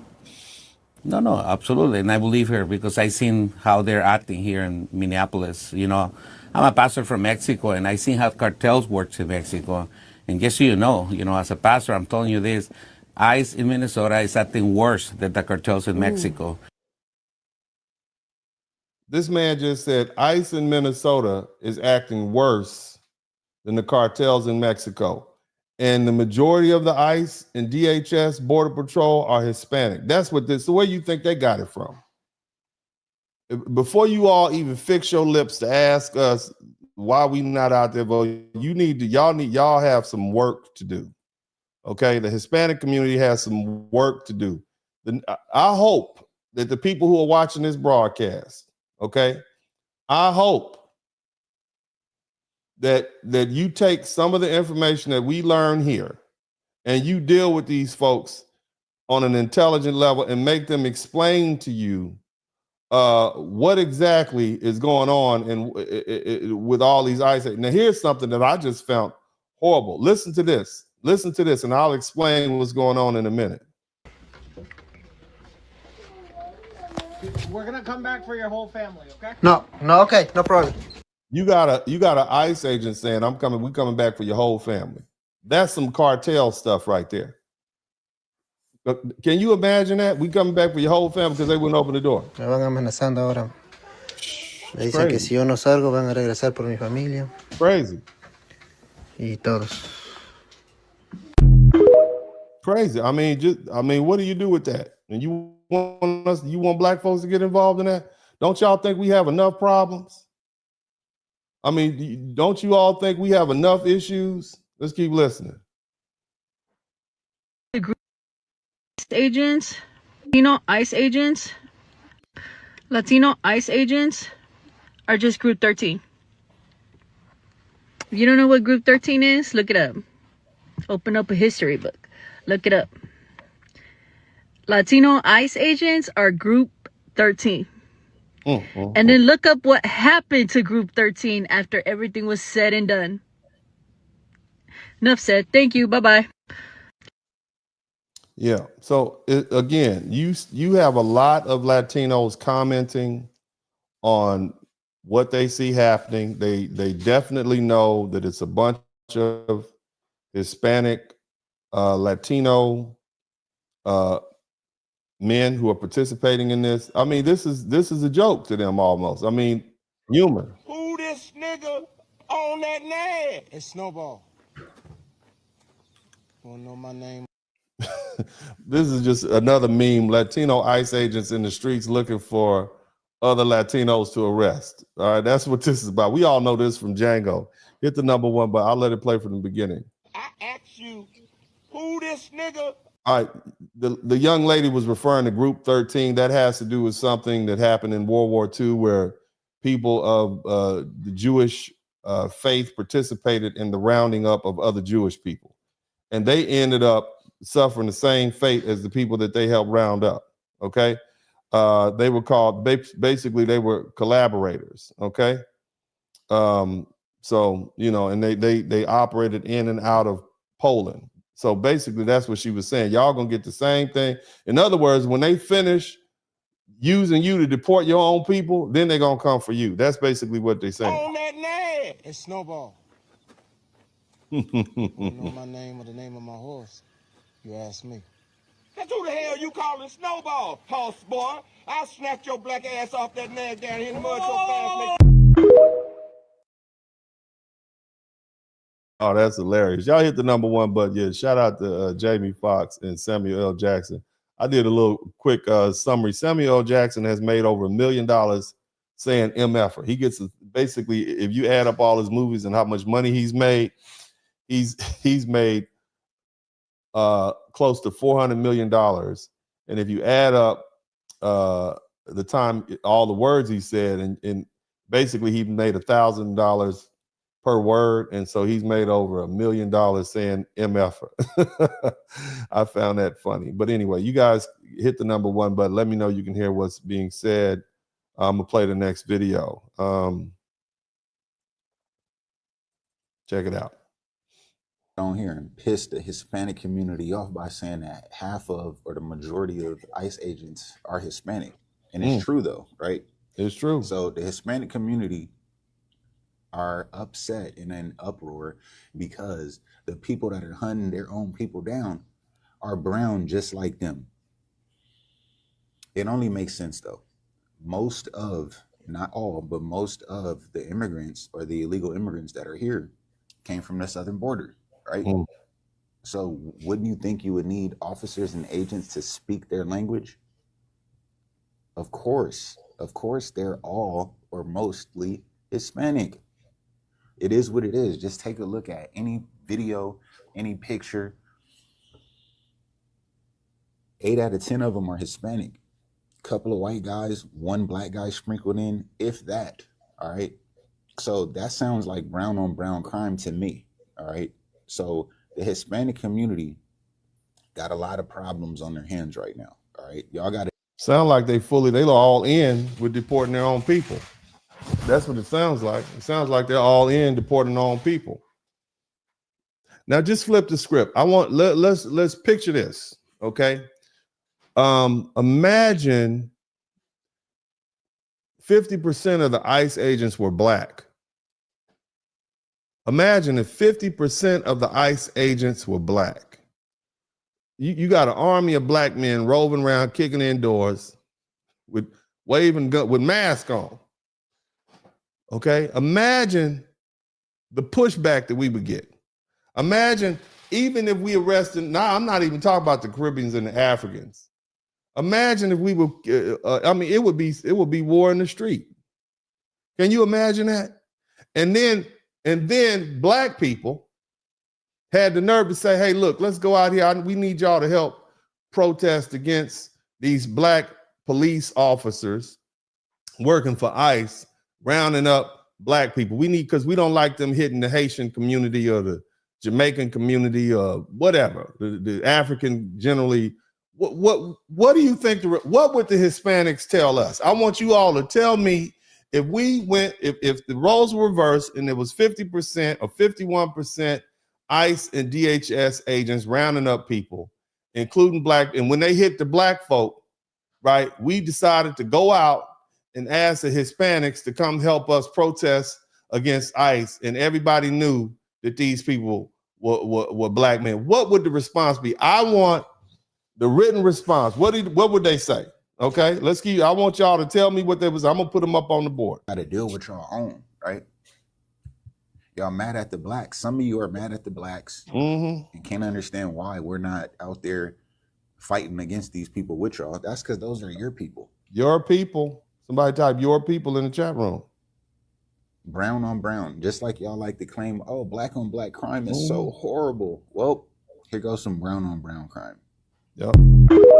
That's exactly right. And we'll watch a few more videos, and then we're gonna go ahead and move on to the main body of this broadcast. Y'all make sure y'all hit the number 1 button if you can hear it clearly. At the moment you can't hear it, let me know. All right. We're here to arrest a child sex offender. And you guys are out here honking. Oh, we're not. No, we're pressing. That vehicle right there is. Let me reemphasize the point. I am very happy. I am ecstatic, if you will, about the fact that we are finally enforcing our immigration laws. I'm happy that Border Patrol and ICE are removing the illegal immigrants from this country. I can tell you, based on what I've learned studying the Honorable Barbara Jordan, that the first people affected by immigration are Black men without education. And as an advocate for Black men, that is in my interest and that is in Black men's interest. I'm happy to hear that. I am certainly happy. I don't think anybody would disagree with the fact that we need to get these criminals off the street, these illegal criminals who come to our country through the southern border because Joe Biden left the gate open. I think that we are all overjoyed about that. I don't think there's any self-respecting American that has a problem with that. I'm happy about it. However, and here's the caveat, however, I do have a problem with the mechanism and manner in which it's being enforced. I think it's brutal. I think that they're targeting Black and brown people, and I have a problem with the violation of due process. And that's just on the fact that, hey, I'm an American and we fought for these laws and rights, especially Black people, and I'll be damned if I sit up and abandon them just for the purposes of convenience. I don't take pleasure in seeing people getting beat up. I don't take pleasure in seeing families getting torn apart. Do you know the history of Black people in the United States? Do you know how many of our families were taken and sold at slave auctions? They had a day designated January 1st of every year. It was a day that Black mothers dreaded. It was a day that Black families dreaded. That's the day they would take your family member and sell them. That's the day the slave catchers and the slave auctioneers and the slave traders would come by the plantations and pick the different slaves. Every year, it was a day of dread. So no, it is in our bones not to like to see people separated. It is genetic trauma passed down generation to generation. We don't want to see that. And that's why you don't have a whole bunch of Black men and women out there. We want that $50,000. Who wants $50,000? We want that $50,000 ICE money. But you don't see Black people calling. You only have 1.65% of the total ICE agents, which is, and you got to combine them. That's about 300 Black agents. Out of 40,000, you got about 300 Black folk. We don't have nothing to do with that. That's blood business. We don't want to have anything to do with that.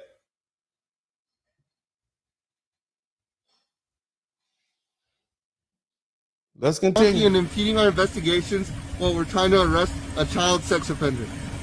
That's who you guys are protecting. Insane. Yeah.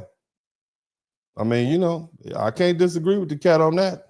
I mean, I'm not disagreeing with him on that. We want to see these people go. You saw what happened on the bottom. I mean, it was just holding your breath because you had all these people women being raped, and it's terrible. I'm happy they're getting up out of here. I want them gone. Explain to me how ICE is hiring foreigners to deport foreigners. Word is out. Look at this. Look at this.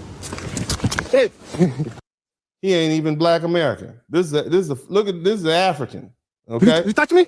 I didn't touch you. You touch me? I didn't touch you. You touch me? It's all on. Somebody type delineation in the chat room. Camera. You touch me? It's all on camera. It's all on camera. You touch me? It's all on camera. You're making contact. It's all. You touch me? I didn't touch nobody. Yes, you did. I'm over there. Do you see? If this was a police officer, man, I mean, look. Look. This is not normal. Okay. And I know we've seen police officers cut up and act like a fool, but can you imagine a cop running up in your face talking about, you touch me, you touch me? I mean, he's egging it on. That is not in any way de-escalating, right? But now you got this Black dude from Africa somewhere. I mean, it sounds like you're from Africa. Y'all can listen and tell me what you think. I don't recognize the accent. But they're recording everything. Sir, you sure did. I'm recording. No, easy. I'm recording. You touch me? I'm recording. It's okay, that's okay. I'll put you on ground right now. Put me on the ground. Get his ass under control. That's what you do. He need to be put back to work. With them old Nikes on. Cut it and show to her. I will. Cut the video and show to her. I will. Show to her. I will. Cut the video and show to her. I will. with the Raider beanie on. You got the Raider beanie, the throwback LA Raider beanie on. Look at that. So you don't even have a whole bunch of black Americans taking these jobs, apparently. Let's keep listening, man. Go to work. Good boy. Now, maybe it's possible this guy's a naturalized citizen or something like that, but I guarantee you that accent, he wasn't born here. Nah. Let's keep listening. I mean, let me know when you all are convinced of what I'm saying. Okay, let me know when I prove the point. I hope at some point you all will see. Check this out. ICE just killed somebody again. Just so you know, right? This is I what they're bet doing. you it was dude. ICE just killed somebody again on. This is what they're doing. This is what they're out there doing. Okay, this was going on. 2 people in 1 month, white people in 1 month. Nicolette okay? and 26. So just as a reminder, this is what our American tax dollars are paying. This is the police the largest police force in America right now is ICE, and this is what they're out here doing. Unaliving Americans. Brown and everything that are in ICE. Get your butt in the car, Beaner. As if we don't have our nopal in the frente. How are you going to go against your own people like that, for real? How are you going to go against your own people like that? How are you going to go against your own people like that? Somebody type sellout. Are y'all convinced that they're sellouts yet? Huh? Are you convinced? Because see, mad at the over here for deportation, Jew. They're mad at the title, right? You're mad at the title, but I'm telling this is what the people. I've looked at the video footage. Aquí for come. ¿Y tú para qué chingados me andas tratando de hablar en inglés si luego se te nota la pinche cara de nopal? So this is a dude doing this in Spanish. He basically pointing out the fact that you barely speak English. And you asking me to come with you to get deported? I want you to think about that. Mamón. But anyone that's out there, be careful, stay safe, and shoot, everyone know your rights. Yeah, you got Hispanic federal law enforcement targeting, racially profiling other Hispanics to not just to put them in jail, to literally up them and send them home. Okay. ¿Tienes su identificación? Por la cara que tengo, latino, ¿va? No. ¿Qué es su nombre? Basically saying you're Latino, huh? He said, "Are you a citizen?" He said, you're Latino, aren't you? Like the mask gonna stop the accent. Ahorita te voy a la identificación. ¿Es su troca? Sí. ¿Es su troca? Claro. Ivan. Sí. Ivan. ¿Es de El Salvador, usted? Aquí está la identificación. ¿Por qué me estás tocando el carro? Te voy a la identificación. Bueno, ya te di el nombre, ya te di. I mean, that's racial appropriation. They snatching him out of his truck just because he's Latino. You see what I mean? Think about that. Rights be down. I mean, you all are basically, this is what we fought against. This is what we've been fighting against. And this is just, I mean, y'all just throw the Constitution out. Just throw the Bill of Rights, the 4th Amendment, 5th Amendment, 14th Amendment. It's done with at this point. It might as well be wet toilet paper in the bottom of a toilet after you done dropped 3 days worth of diarrhea poop in it. That's what the Constitution is worth right now. And here's the cold part about it. You got people who are Latino infringing on the rights of other Latinos. Due process is dead. You understand me? Because we got a foreign-born army that's been naturalized and paid to just violate the rights of their own people. I want y'all to think about that, man.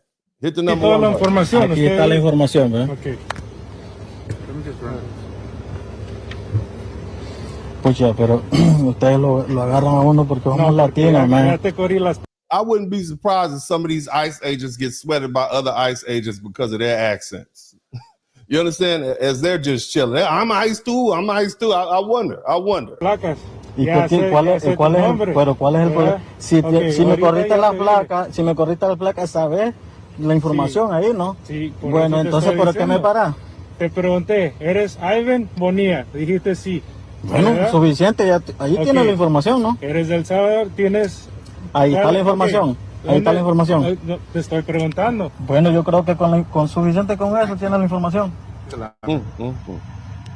¿Tiene su tarjeta de residencia? I mean, look, man, the whole situation is sad. I mean, it's sad. It's just sad. But, you know, it's not our fight. Ahí está la información, ahí no pueden chequear ahí. Usted tiene que tener la residencia. ¿Cuál es mi derecho yo de preguntar que si ahí está la información ahí? Si tengo un Real ID, no puede chequear ahí. I mean, they really sweating old boy. You know what I mean? I mean, I know most of y'all don't speak Spanish, but just understand they are sweating them, asking them all kinds of questions because of, and they racially profiled him because of the color of his skin and his accent. I want y'all to keep that in mind. Just be mindful of that. Let's go ahead and continue looking. And I'm gonna play more. Y'all need to get all of this, okay? You need to get every bit of this. I want y'all to hear each. No, but can we really talk about the amount of Hispanics and people that are not white that are ICE agents? Mm-hmm. Can we talk about that? Talk about it. Like, I could see if they were ICE agents and they worked undercover to, like, free the people. Like, you pretended to take them in and then you just let them go, right? Yeah. If you had, like, a mission. See, here's the thing I don't think you all understand. Culturally, Black people don't even understand how y'all are even letting this happen.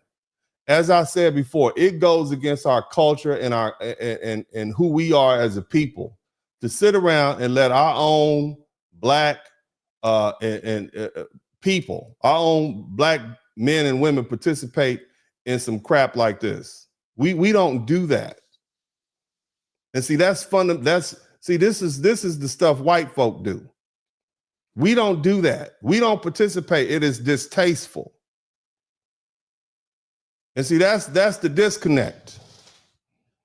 And I know the brothers and sisters looking at this page, if you were on the fence about going out there helping these folk fight against ICE, now that you've seen this broadcast, I'm like, they gonna be like, hell no. Why would I even help folk like this? This is how you do your own people, and you doing it for money?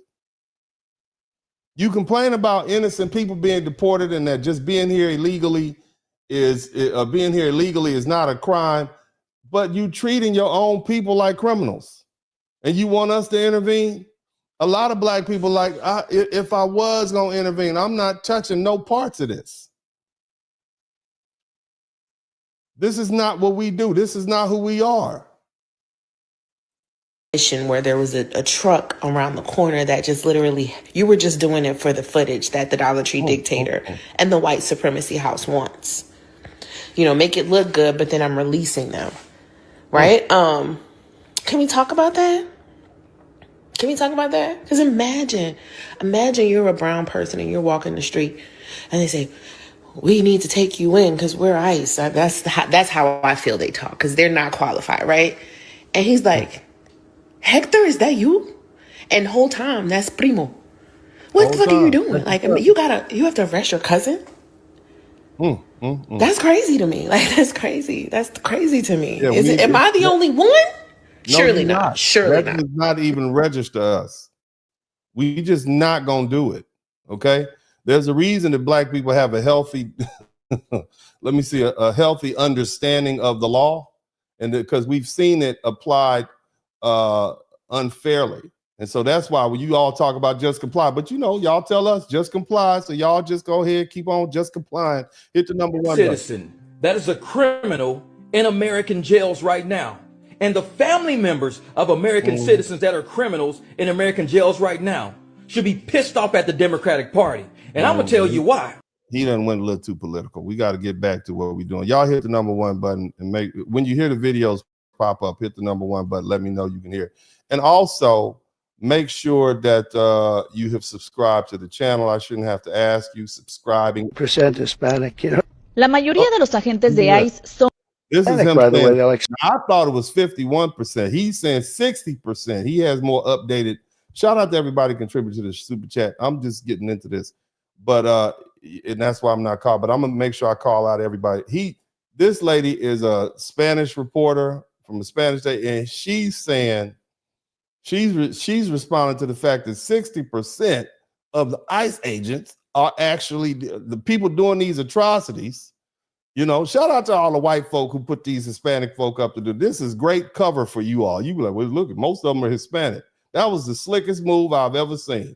But listen to what he says, Donald Trump says, and you can, if you speak Spanish, I'll let it play for a minute. By the way, they're like 60% Hispanic, you know. La mayoría de los agentes de ICE son hispanos. Fue The majority of the ICE are Spanish. lo que dijo este martes el presidente Donald Trump desde la So says President Trump. Casa Blanca. A la The White House. vez aclamó la labor de la agencia federal y aseguró que alrededor del 60% de los agentes de ICE eran hispanos. Se refirió a ellos I heard ICE, I don't know the rest. como gente increíble y volvió a jactarse del apoyo que recibió de los latinos I think she said la apoyo is incredible, but I don't know. But keep going. en las elecciones electorales. No hay datos públicos de DHS que confirmen que la mayoría de los agentes de ICE sean hispanos. De hecho, no suelen ser públicas por razones de seguridad. Sin embargo, históricamente, las nacionalidades I don't know. I'm good. I heard pollo loco. I don't know, but you heard what Trump said. Okay, we know what Donald Trump said. That's okay. I'm gonna have to slow that down and use my chat GPT to understand. But she was going off. Okay, I heard the most important part that Donald Trump said that 60% of these people sending these other people home are their own people. Okay, that's the thing. All right. Let's check some more out. Hit the number 1 button. Remind you of a really unpleasant fact about the Holocaust, and that's that there were a lot of Jewish collaborators within the Nazi Party. Collaborator. Willing. Somebody type collaborators in the chat room. Collaborator. Collaborators, okay? There were a lot of Jewish people who fully supported the Nazi Party's rise to power, okay? And that doesn't magically mean that the Holocaust wasn't about targeting Jewish people. Mm-hmm. It doesn't mean that the Nazi Party wasn't specifically targeting Jewish people. Yes. It means that it is possible for people to exist within a targeted demographic and act in support of their oppressors and choose to support their oppressors. And justifying it. It's some of y'all right now. Some of these Hispanic people are justifying this right now. Some of y'all are justifying it right now in the chat room. You mad at me. You justifying what's happening. It's just a job, you know. You collaborators. I'm just saying, if you don't like what's going on, I don't like the way it's being enforced. I do believe in sending people home. I think the violation of due process and targeting these brown people and black people, I don't agree with that. Send everybody home. Send all of them home. Send the Ukrainians back to Ukraine. Make sure them Canadians get their ass back to Montreal. Send them all home. Don't just focus on the Mexicans and the black people and the Caribbeans and the Africans and the El Salvador. Send all of them home. I want all of them gone. Let me say that again. I want each and every one of them out of here. Every last one of them. If you overstay your visa, gone. Been here too long, gone. Got a fraudulent marriage, gone. Somebody type gone in the chat room. Let's keep listening. Gone. This doesn't mean that Latino people aren't being specifically targeted right now. Mm-hmm. There are other races and demographics being targeted right now by ICE, but they're predominantly a Latino. Yeah, I mean, I'm not the only one saying that. Is this the first time y'all learned about this? If this is the first time you all learned about this, let me type learn something in the chat room. If this is the first time you all learned about this, type learn something in the chat room. Let me know that you know, okay? Let me know that you know. All right, hit the number 1 button. Was a 37-year-old ICU registered nurse who was executed and murdered today by ICE in Minneapolis. 66% of ICE agents are men, 30% of ICE agents are Latino, 50% of Border Patrol is Latino, making it a very close statistic to their white peers. What that statistic means is for every single white ICE agent, there is 1 Latino. For every single black ICE agent, there are 2 Latinos. For every single Asian ICE agent, there are 4 Latinos. These statistics were directly taken from the Department of Homeland Security. This is not biased. This is just aiding to my point. And the reason why I brought up those statistics is because the people that are ICE agents right now are not doing it because they genuinely support immigration or they look like they support it to me. At least they want that check. Want to deport people all the fucking time. It is because the government is weaponizing unemployment against us. People cannot find jobs. The economy. I'm gonna go ahead and let Optimus Prime go on back to what he was doing, but you guys get the point. Okay, you get the point. Hit the number 1 button. We're gonna go through some more, and we're gonna get to work. We're gonna go through some more, and we're gonna get some work. Again, I want all the Latinos. I want you to understand that we understand your racism. Okay, we listen to that. We know you. Let me remind you of your racism. Go ahead, though. I'm listening to you, bro. All that clown and shit you was saying. Fucking mess. Why are you trying to listen to me though? You fucking mayate. We got racial Spanish, Spanish speaking racial epithets. Mayate. Oh, okay. That sounds like something out of order with some guacamole on Cinco de Mayo. But let's go ahead. Let's give me some of that mayate with some guacamole on it. I don't know what the hell you said. That's just how irrelevant you are. Your damn racial epithets don't even matter. Okay, but let's what do that mean, bro? Explain to my chat what do that mean? A mayate. A mayate. What is that? Like, a mayate, bro, is like a light skin. You know what I mean? Light skin, beautiful, pretty. That's what a mayate is, bro. Light skin, beautiful, pretty. You is calling me that, nigga? Hell yeah, mayate. You don't think you're pretty? Oh, yes, bro. And so these are the people y'all want us to unify with. We're supposed to go out here and put our lives on the line for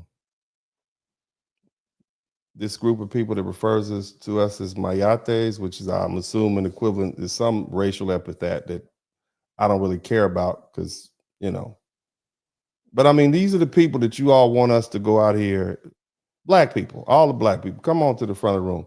They want us mayates and us negritos and us Negroes to come risk our life, okay, and stop the ICE agents, who the majority, ICE and DHS, from sending them home, their own people. This is what they want us to do. I want y'all to keep that in mind. Let's keep listening. Go ahead, yo, teach me something else. Whatever little racist shit y'all be saying, bro. Hey, you don't think you're pretty?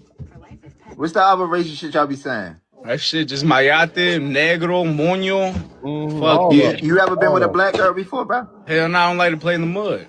I don't like. They don't want you. All the black women, baby. He said he don't like to play in the mud. This is who you go on the bat for. This is who you go on the bat for. I'm just saying. I'm just asking. I'm here to ask questions. I'm just asking questions. This is who you. He said he don't want to play in the mud. I mean, I didn't say it. I didn't say dick ass nigga. You got a 4-inch dick. Hey, I like to play in the mud. You know why? They don't want you got a 4-inch dick. He said it twice because I don't think he thought y'all heard him the first time. Where all the black women at? All you ladies out there. I'm trying to understand. This is who we supposed to be compassionate for. Huh? Dick, bro. Hey, that's why. I'm just saying. Okay, and yeah, maybe he's a young, ignorant youth. All right, but he got it from somewhere because racism is learned, right? Let's let them finish. This is a two-parter. A fucking house, huh? You don't got a house. Low wage. Yeah. Your ass look like you live in section. And a 6-can of beer, nigga, a 6-pack. He said a 6-pack. Fuck you, Home Depot working there? Go stand in front of Home Depot. I mean, here's the cold part. Black people don't even have names. We don't even have racial epithet names for other groups. I've learned that the Samoans have a racial epithet for black people. We know white people got plenty of racial epithets. Hell, they got racial epithets for each other. If you get enough white people from different parts of Europe in the same room, I mean, they will call each other all sorts of one-syllable derogatory names. I mean, if you put an Italian, a Jew, an Irish, you put them all in the same room. A Polish person in the same room, I mean, they will let them fly. Black people don't even have racial epithet names for other groups of people. We don't invent them. It's not part of our language. We don't even have those names. I want y'all to think about, and I'm talking about foundational Black Americans, because see, them Africans are not like us. Hell, they got names for us. They call us Akata, Jarir. So these are Africans. I'm talking about foundational Black Americans, and this is why it's important that we delineate. We ain't got nothing to do with them. The Caribbeans, they do their own thing. I'm talking about FBA. We don't even have racial epithets for people. You understand what I'm saying? And yet, every other group of people has some derogative name to call Black people. What's up with that? What's up with that? And then you come over here and now you're getting your backside handed to you, and you want us to jump in. And it's not just the Hispanics. You got the Somalians. All of a sudden they're Black. They've been Mino Black for decades, and now all of a sudden they're Black, right? Now that ICE is kicking in their doors. You got Caribbeans, you got Nigerians, you got Ghanaians. These are all people of African descent or straight from Africa. You got everybody now wanting us to come off the bitch, and y'all been calling us names. You understand what I'm saying? So let's keep listening to this conversation. This is an ignorant youth, but he got it from somewhere. Hey, tell me that. I appreciate the motherfucker. Everybody tell this Hey, y'all, though, let's get active, y'all. We need bro, you don't got nobody in the handhold. Fuck, you gonna get active, you fucking mayate? Now fucking spit on you. Fucking Miyate. Yeah, you're a mayate. You go. You hear that? You want to be You're a me, mayate. You're a fucking Mexican. You're a mayate, and I'm a mayate from the waist down. There's two different. It's 10 of y'all in the same house, shorty. Nah. Listen. Fuck you talking about? Hey, you're a mayate. I'm a mayate from the waist down. There's 10 of y'all in the same house in the same minivan. No, nigga, there's only one person in my room. I mean, he got N-word. He throwing my yacht. I mean, you see what I'm saying? These are the people they want us to go protect from themselves. I want y'all to think about that, fam. Talking about? Fucking man. Hey, where Ice at, yo? Where Ice at, nigga? They ain't catch your motherfucking ass yet. Hell, come in the camera. Bro, I got papers. You want to be Black, shorty? You want to be me, y'all? Shut your... You want to be me, my nigga? Hey, yo. I want to be you. Look at, come in the camera. Come in the camera. I'm going to come in the camera. Yeah, okay. I'm just saying, I mean, I didn't make these videos. I'm just playing them. I'm just letting you see what's out there. I'm just laying the foundation. You know, you can be, you can think whatever you want to, but I'm just laying the foundation. All right, I got a couple more videos, and we're gonna go ahead and we're gonna get this work done. Okay. Matter of fact, let me share something with you, because these white kings and queens that you all, cherish so much and just believe in and whatnot, and just, you've been fighting so hard to be white. I played this video a little earlier where it showed a white woman telling you exactly what they really think about you. Okay. And she was basically talking about how, her ex was a quote unquote conservative Latina. And she was trying to explain to her, you will never be white. We will never accept you. And I'm going to let that play again. And then I'm going to let the next one play. Nice way for me to say what I'm about to say. And I have said it before many, many times. I was married to a conservative Latino for 6 years. Mm-hmm. Same conversation over and over again. You will never be white enough. We don't like Benedict Arnolds, and that's what this is. When you are brown, you speak with an accent, but you sell out your own people, yeah, we're never going to trust you. Nope. White people are using you. And that smoking mirror that you've been indoctrinated to believe that it's not going to happen to you because you're not Black, as a white person, I'm just here to tell you, it will indeed happen to you. Yeah. Because we will never trust you. We will use you to go after your own people. Oh, fuck yeah, we'll use you. You can kill white people too. We don't give a shit. But we will never, ever invite you in the house. And so here's the other thing. Let's just keep listening. Now we're gonna lay the context. So you have a bunch of, I think I've explained, a bunch of Hispanic dudes and women running around with masks on. Okay, and let's hear some of the stuff that these cops are doing. Okay, listen to this. I want you to listen to this. That these bunch of federal cops, police officers in Minneapolis right now are now also being illegally detained by ICE. Yeah, you heard that. ICE is detaining cops. So you have these masked men, the majority of which are Hispanic, detaining cops. How does that sit with you? All my heritage Americans, where all my Nazis at? I want my real white folk to come to the front of the class. I want all the Nazis. I want the white nationalists. I want my real live rednecks. If you don't have a Confederate flag in your house, you're not allowed. I want the real white folk to come to the front. How does it settle with you to learn that these Hispanic ICE agents with these accents and masks are putting police officers in Minnesota arresting them? How does that make you feel? Right. The cops, the one who conservatives and Republicans say they care so much about, they're being detained by ICE illegally, just like everybody else, being asked to show their papers. Female off-duty cops being asked to show their papers, and they don't have papers because they're cops. A bunch of fucking Republican dudes are going to start commenting on this video. You can check below. They're going to say, you're full of shit, Chuck. You don't know what you're talking about. You're lying out of your teeth. Here you go. Take a look. In Brooklyn Park, one particular officer that shared her story with me was stopped as she passed ICE going down the roadway. When they boxed her in, they demanded her paperwork, of which she's a U.S. citizen and clearly would not have any paperwork. When she became concerned about the rhetoric and the way she was being treated, she pulled out her phone. In an attempt to record the incident, the phone was knocked out of her hands. They did this to a cop in her city. Prevented her from recording it. So what now? Do you still back the blue, brother? Does this fit your fucking narrative? I don't think so, because you're full of shit and you don't stand for it. Yeah, well, I'm gonna let that's some white people stuff. They mad at each other. They ain't got nothing to do with it. But see, they didn't let the rest of it finish. I want you to understand what else really happened. Hit the number 1 button if you can hear it clearly. Officer that shared her story with me was stopped as she passed ICE going down the roadway. When they boxed her in, they demanded her paperwork, of which she's a U.S. citizen and clearly would not have any paperwork. When she became concerned about the rhetoric and the way she was being treated, she pulled out her phone. In an attempt to record the incident, the phone was knocked out of her hands, prevented her from recording it. The officer had their guns drawn during this interaction. So the ICE officers have now drawn down on the police officers. This is lawlessness. I mean, are you kidding me?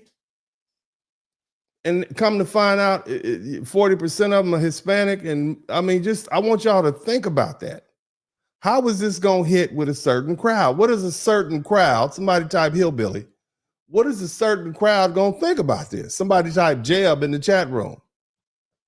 What is Jeb going to think about this? Huh? Hit the number 1 button. And after the officer became so concerned, they were forced to identify themselves as a Brooklyn Park police officer in hopes of slowing the incident and de-escalating the incident down. The agents then immediately left after hearing this, making no other comments, no other apologies, just got in their vehicles and left. I wish I could tell you that this was an isolated incident. In fact, many of the chiefs standing behind me have similar incidents with their off-duty officers. This isn't just important because it happened to off-duty police officers, but what it did do is we know that our officers know what the Constitution is, they know what right and wrong is, and they know when people are being targeted, and that's what they were. Really? So, I'm gonna tell you what because we don't have any real white people in the chat room, so I'm gonna let y'all hear what some real white people said. I'm gonna let you hear what they said when presented with this idea in theory. Okay, somebody type patriot in the chat room. Listen up, right? Somebody type patriot? I'm not talking about the team that plays in Massachusetts. These people who are wearing the uniform now, you think they're patriots? I don't think so, especially those ICE agents. That's no, what I'm talking hell no. about. Yeah. Well, No, they're terrorists. They're traitors. They can't be patriots if they're constantly violating people's First Amendments and their Fourth Amendments. Yes, it's against that. It's already bad enough they're violating people's First Amendments and Fourth Amendments. Okay, right? They can't be patriots. So we're already dealing with traitors. Did I tell y'all earlier how Americans feel about traitors? All Americans. White Americans, Black Americans, those who've been here for centuries, is part of our ethos. I'm not talking about you folks who just got here. I'm not talking about you just showed up. Your parents just got you only 3 generations in. I'm talking about those of us who can trace our heritage back to 1700. We do not like traitors. We do not like traitors. Listen to what these gentlemen have to say. It's against the Constitution to identify people without reasonable articulable suspicion. Due process. You can't just identify somebody based on the color of their skin. That's completely against the 4th Amendment. Or that they have an accent. Or if they have an accent. Exactly. Or if they have an accent. Listen. Yeah. I do not agree with that 100%. Thank you, guys. Thank you for your service. I appreciate. You hear what he said? If they have an accent, you understand? Y'all missed that. That was hilarious the way he threw that in there. But anyway, fam, I got a couple of things that I want to share with you guys. Because again, I have to take into account that maybe they were never introduced to this information. Maybe they don't understand what Black Americans have had to deal with. Maybe that's it. All right. And then I came across this video right here. Shout out to Abuela. All right, shout out to Abuela. I want you to listen to what this lovely. El Museo del Africano. She speaks Spanish, but she is dropping some real knowledge on her grandson. She's 92 years old. She's an abuela, and she's giving her thoughts on racism in America. I want you to listen and read what she says at the bottom. Pero te gustó el museo del africano americano. Like, did you like that museum, the African American Museum? Okay, that's what she's saying. Sí, mucho. Yeah. ¿Qué tenía? Bueno, es muy grande, tiene muchas cosas. En la parte de abajo tiene toda la historia del esclavismo, de cómo fue la etapa esclavista, que luego ellos llaman la etapa de segregación, que es hasta los años 60, ¿no? Y luego la etapa en que se va mejorando un poco. Pero la verdad que después de tantos años que se eliminó la esclavitud. She's describing her experience in the slave museum, and she said, when I went to the bottom of the slave museum, it had a very extensive history on slavery. You know, that's what she's saying. Los negros siguen sufriendo en este país.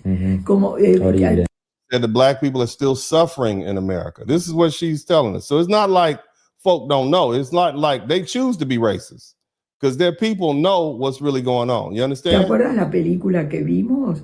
Del abogado negro salido de Harvard, que lo mandaron a Alabama. Alabama, ¿te acuerdas? Como ahí los únicos que eran culpables eran los negros. Y no, como decía uno, nací para ser culpable. Nací para ser culpable. I was born to be ¿cómo se dice culpable? At fault. In other words, she said Black Americans are born to be culpable, born to be at fault. This is her perception of life for Black people in America. Your mere existence caused for you to be, you know, harassed or arrested by the police. This is what Abuela is saying. Shout out to Abuela. Thank you. So let's keep like you're guilty. Yeah.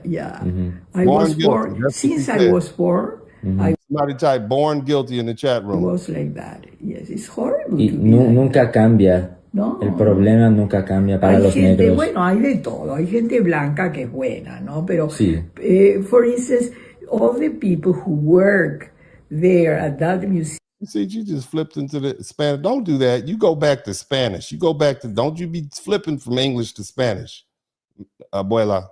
But let's keep listening. Go ahead. They are all. Shout out to Jane the Virgin. I learned a lot of Spanish watching Jane the Virgin. I really did. And, you know, Ciamato, I hated Ciamato, but that's another story. Let's black. They are some white person, but most are black. And then all the people who visit the museum, most of them are black. They are also some whites, of course, but most of people who visit.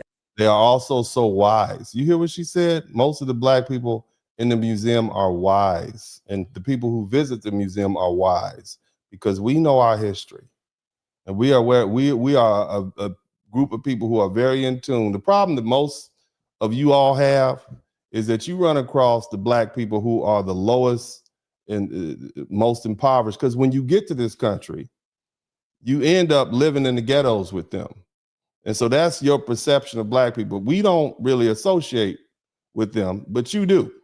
And so that's your perception. And for whatever reason, the ghetto black people have gotten the microphone, and they've been holding on to the microphone since the 1990s when hip hop took over. But we've taken that back.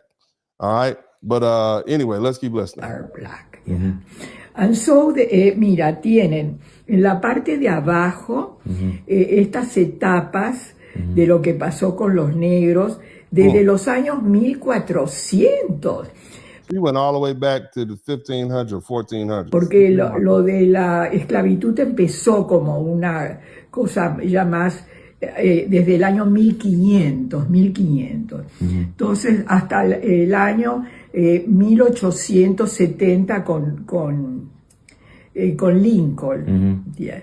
But you know that Lincoln, they said there that he was a person who eliminated the president. She's trying to explain to him about Lincoln and the Emancipation Proclamation. This lady's 92 years old. She's about 100 years old. And who eliminated slavery. Being this lucid and knowledgeable. That's beautiful. I appreciate that. You know that. Sí, claro. But you know that he was not sure what to do, you know, because he said that maybe the best would be that when they get free, they go back to Africa. Yeah. Qué horror. Qué horror. Yeah. So, I mean, I just want you to think about that, man. So it's not like these youth don't have anybody who can't teach the history. They just choose otherwise. Okay. And that being the case, this is their history in this country. I want you to listen to this. Hit the number 1 button. Know this story. But for the rest of us, let me put you on to something that this country never wanted us to know. There was a decade in Texas where Mexican Americans were hunted. Not secretly, not by fringe groups. I'm talking Texas Rangers, sheriffs, and white vigilantes, killing people with badges pinned to their chests like permission slips. And this period has a name. La Matanza. The massacre. The massacre between 1910 and 1920. All right. Does that sound familiar? Y'all remember the summer of 1990? White folk was in a rampage. Okay. Hit the number 1 button. To 1920. And the only reason you didn't learn about it in school is because Texas made sure you never did. So how did this all start? Let me tell you. Texas was in a panic. The Mexican Revolution was happening right across the border. And white ranchers were afraid that the land that they had stolen might not stay stolen. So the state did what America always does when it wants to justify violence. It manufactured a threat. Mexicans are dangerous. Mexicans are bandits. Mexicans are rebels. Mexicans are spies. And once you label an entire group as a threat, you've already written the permission slip for violence. That's when the killings began. Door-to-door raids, kidnappings, interrogations. I want you Mexican folk and Latinos to understand that they don't like you all as much as they don't like us. You know, there's a difference between how we're dealt with and how you all are dealt with, because we have a better understanding of them than you all do. You all still think you can cozy up next to these white folk. You all think it's safety being next to white folk, and we've long since learned that is the least safe place to be. Hit the number 1 button. Shootings without trial. Some people were murdered crossing the wrong patch of road. Some were murdered just for being Mexican in the wrong town. Texas called it law and order, but history calls it what it was: state-sanctioned terror. Entire communities lived in fear. Fear of men on horseback wearing ranger badges. No warrants, no trials, no accountability. Historians confirm that hundreds of Mexican Americans were killed. And she's talking about Mexican Americans. She's saying 1910 to 1920, they were killing American citizens of Mexican descent. That's what this lady is. That's La Matanza. I butchered the name. La Matanza, which means the massacre. Okay. The number may reach into the thousands because most of those deaths weren't documented. Families were scared to ask questions. Bodies were dumped in the Rio Grande. Names went unrecorded. And witnesses stayed silent to stay alive. The Rangers carried out lynchings, public shootings, and executions without trial. all under the banner of protection. This wasn't a riot, it wasn't a conflict, it was a purge. By 1919, the violence was so widespread that Texas legislature had no choice but to launch an investigation. The Canales investigation. Hundreds of pages of testimony. Witnesses describing murders, tortures, disappearances. And what happened? Almost no one was punished. Nobody. A few rangers were dismissed. Most kept their jobs and some were even promoted. And their findings? Buried. Not taught. Not acknowledged. They have schools named after them right now, attended by little Mexican children. That's what you need to understand. That's what they did with them. They honored them. Texas rewrote the story and turned the Rangers into heroes. They didn't forget La Matanza. They concealed it. This wasn't ancient history. People who survived La Matanza lived well into the 1980s and 1990s. Their grandchildren are alive right now. And the fear that still sits in some Mexican-American families that don't draw attention, don't call the police, that don't make noise, fear, that's not cultural memory, that's generational trauma.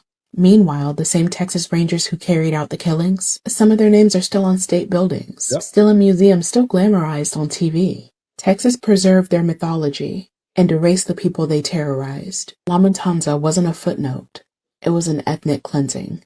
And the only reason most people don't know about it today is because Texas decided that its pride mattered more than the truth. Yeah. So, we've been well aware of Hispanic racism and, whatnot. And we understand that we know their history. They know our history. And so there was a call back in the 1990s by a very, very powerful man, a very influential man. Most of you all don't know him. His name was the Honorable Louis Farrakhan. He was a student of the Honorable Elijah Muhammad, and a good friend with Malcolm X while he was with the Nation of Islam. And imagine, he was a rock star. He was a political leader. He was last of a breed of men the Black people actually listened to. And so when he came out and said that, hey, we need to unify with our Mexican brothers, our brown brothers and sisters, Black folk took it seriously. This is one of our most powerful, influential brown brothers up in here. And so what I want you to understand is, and I believe the members of the Nation of Islam even consider them part of the lost tribe of Shabazz. And so, this is what we grew up with. And so contrast this with learning just how racist Mexican culture is and how racist they have been towards not just Black people in their own countries, but the indigenous people in their country. So listen to this, and then we're going to get this thing cracking. Ain't no hatred of our brown brothers up in here. I love the Mexicans. But the Honorable Minister Louis Farrakhan to say he loved the Mexicans, for him to put that stamp of approval back, I think this is 1990 or 2000, that meant that, okay, that's who we follow. This is back when Black people follow leaders instead of a code, so to speak. All right. Let's keep listening. You didn't hear me? Yes, sir. I know who they are. It's a shame that you don't know. You ain't no Mexican. That's what you call yourself. You ain't no Spaniard. You just speak Spanish. You wear a Spanish name. Grew up in a Spanish type culture because the Spaniards were the killers that came over here to conquer the indigenous people of the hemisphere. See, you are the original owners of the hemisphere. You are the indigenous people of the earth. Only beef we got with you is the beef that the enemy makes, and it ain't real. You're not the enemy. He wants the blacks to see the brown as the enemy, wants the brown to see the black as the enemy, so we just kill each other. Yeah. So that's what I grew up with. So to my surprise, right? To my surprise, here we are. And so, I'm just saying, family, I'm just saying now, we've been talking a long time, and I think I've laid a foundation. If you ain't figured out that what I'm talking about is real by now, after looking at probably 40 or 50 videos, then you'll never get there. But at this point, we need to start the lesson, because I don't want to have you all here all night, and we have a lot of material that we need to cover, and I'm sure this is going to be chopped up. All right, now, look, these are the receipts. All right, and I got one more receipt for you all. Actually, I want you all to check this receipt out. This is not video. Look at that. I got this just for you all. I have this. I blew it up. I want everybody to see. Okay, this is going to be a presentation. This is old school presentation. Look at that. Do you see that? Can everybody read that right there? That's one more receipt. Okay. Okay. And this is the part of the Mexican American political leadership and history that folk don't want to talk about. Okay. And they literally openly chose whiteness over solidarity with Black Americans in the mid 1900s. So in 1950, during the height of the civil rights movement. All right, and this is an example. This man's name is Felix Terena. He served as the president of LULAC. LULAC stands for League of United Latin American Citizens. So that was all of them. It wasn't just Mexicans. It was anybody up here of Latino descent. All right. And he was in it during the 1950s. And during his tenure, when LULAC, very powerful organization at the time, when some of the people in LULAC said, well, hey, let's go work with the Blacks and the civil rights groups, like the NAACP. The president, Terena, this cat right here, he rejected it outright. And guess what he said? Read it together. Let the Negro fight his own battles. I don't want to ally with him.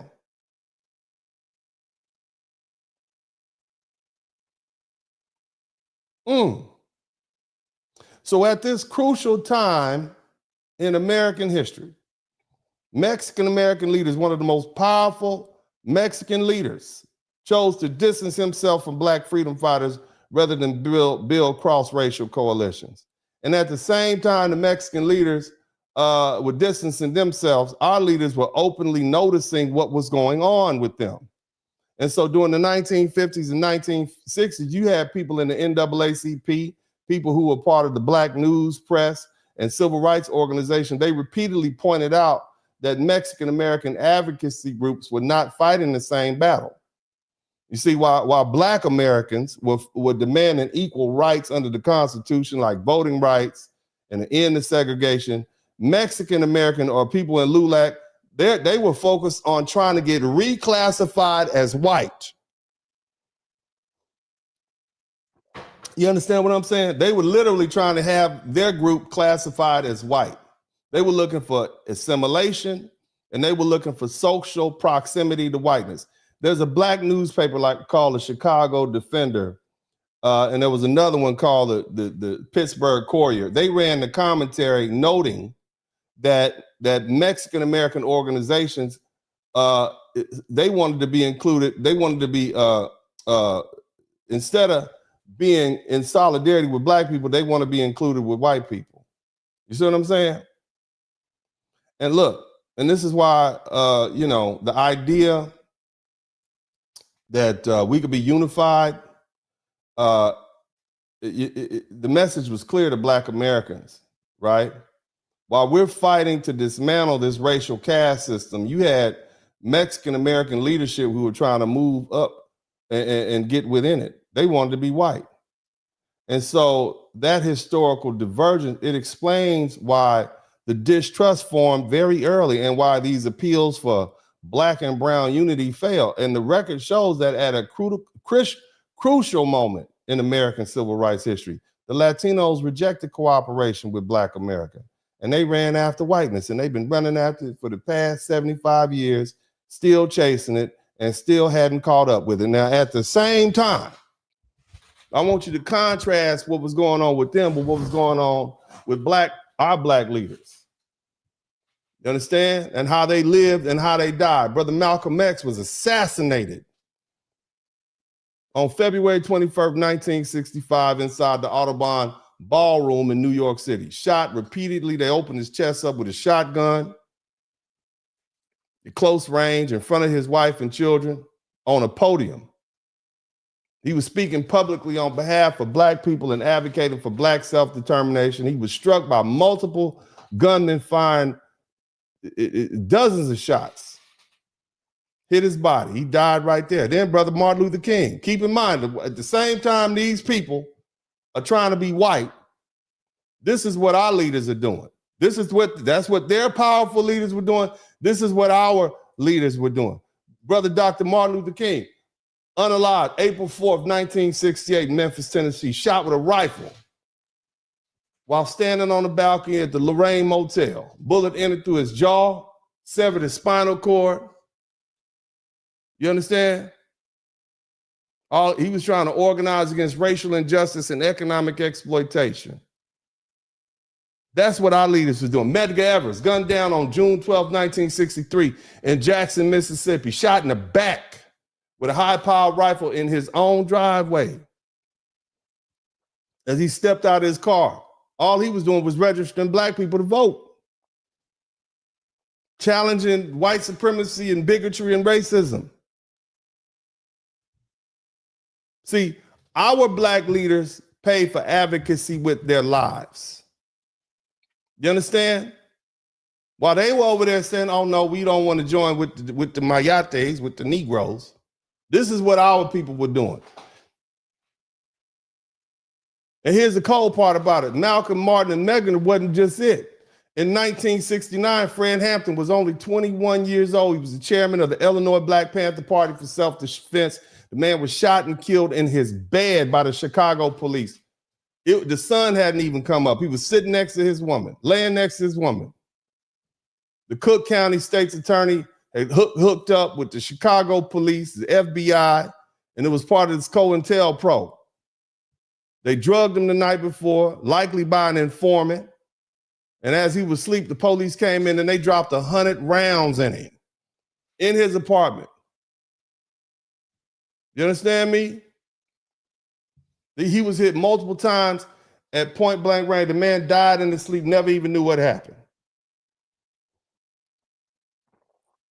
You had other black leaders neutralized without bullets. Huey P. Newton, repeatedly arrested, always under surveillance, couldn't move. Bobby Seale, the man was chained and gagged in a federal courtroom. This is what they did to him. Eldridge Cleaver, they drove him to exile. Everybody knows Assata Shakur. We should. Black liberation activists associated with the Black Panther Party and the Black Liberation Army. She was shot, she was captured, she was convicted, and even there was some serious questions about the evidence. She managed to escape and left this country in 1979. In 50 years, she stayed in Cuba, where she remained in exile for decades. They labeled her a terrorist by the U.S. government. I mean, you've had dozens of black leaders in prison, exile, buried, not because they tried to chase comfort, okay, but because they were challenging power directly. That is the consistent pattern of black leadership. You understand? Met with bullets, prison cells, exiles, and death for confronting the racial order, while others chose what? Trying to be white. Trying to live quietly and safely and comfortable inside the system. And that contrast is not accidental. That's history. Now I want you to check this out. Felix Torina, this guy right here. As I said before, in the 1950s, he didn't die trying to challenge power. This man lived a full life, owned a restaurant. He wasn't trying to challenge and make things right for everybody, because everybody benefited from our struggle. Everybody benefited from the civil rights that our blood shed and our leaders gained. Everybody did. White women, minorities, people from other countries. He wasn't hunted. This guy right here, he wasn't hunted down though. He wasn't shot or silenced. He died at home of heart disease at 60 years old, having made a deliberate choice to align himself with the white power structure and away from black Americans at a moment when unity could have changed history. See, our leaders died with bullets in them. And his generation of leadership died with comfort, and that contrast mattered. See, while black leaders faced bullets from confronting the racial caste system, these Mexican American leaders chose assimilation into and trying to seek legal whiteness rather than collective resistance. And that difference matters. See, one path demanded sacrifice and invited violence and was willing to pay the consequences. The other avoided risk by aligning with the power structure. And history remembers those choices. And it explains why trust was broken, and then that's why it remains fragile right now. Let me say this. That's why Black people don't accept that we are all the same. That's why we take it at face value. The truth is we are not the same. And no matter how much folks push that Black and brown unity, we do not have a collective soul. They are not like us. And see, there's real written record, names, organizations, quotes showing how the Latino power structure didn't stay neutral. They made a choice to distance themselves from Black struggle, Black protests, to protect their own position. And when you stack that kind of history next to the modern examples of anti-Black politics and the targeting and the racial disrespect, it's not paranoia, family. It's pattern recognition. So instead of talking to Black people, you need to talk to Latino men who work for ICE. Okay? Latino men need to check Latino men because let's be real. The people doing the arresting are coming from your own communities. ICE isn't some ghost or mystery force. It's mostly Latino men putting on masks, pulling up to houses, grabbing other Latinos, breaking up families, and then acting surprised when the campaign comes back around. That's not a Black problem. That's a sellout problem. And let me explain something real clear. In Black American culture, we have never played nice with sellouts. We don't celebrate them. We don't protect them. We don't make excuses for them. And when somebody works against Black people, we call it out loud. We shame it. And we talk about it, and we talk about it bad. And we make sure everybody knows. And that's how we keep people in line. That's how we stay on code. That's how we survive. That's how we have survived. And sellouts don't get peace in our Black community. And they never have, and they never will. Now, let me ask you something. And if you really think about it, can you imagine if back when Black people were fighting to end slavery, 50% of the Black men joined the Confederate Army? That would be an unforgivable sin. Or what about, imagine if half the slave catchers in the paddy wagons were Black? We saw that movie Harriet a couple years back. We still mad at the Black actor who played the slave catcher. You understand? And that was just fiction, reflecting history. But we would never stop talking about it. Ever. It would be a stain that followed them forever and their families. There's no way Black people would let that slide back then or now. Even today, if 50% of the ICE agents were Black, we would be nonstop. We would be on their head. We wouldn't be asking for help. We wouldn't be confused about what need to be done. We'd be saying those are some sellouts. And we'd be calling them a whole lot worse than that. That's a problem inside our house, and we would deal with it loudly, publicly, and without excuses. So when we look over and see Latino men making up a huge part of ICE, running around in masks, arresting other Latinos and Hispanics, breaking up families, and then turning around asking Black people to protest for them, hell no. Hell no. That is not how this works. Before you come talk to us, you need to deal with your own sellouts. That's an inside problem. That's a house problem. And until you handle that, don't ask us for sympathy, don't ask us for support, and don't ask us to sacrifice our bodies. Fix your code first.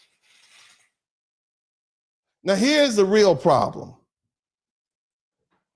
And make sure if you learn something, I should earn something. That's cool. But make sure you hit that subscribe button. Here's the real problem.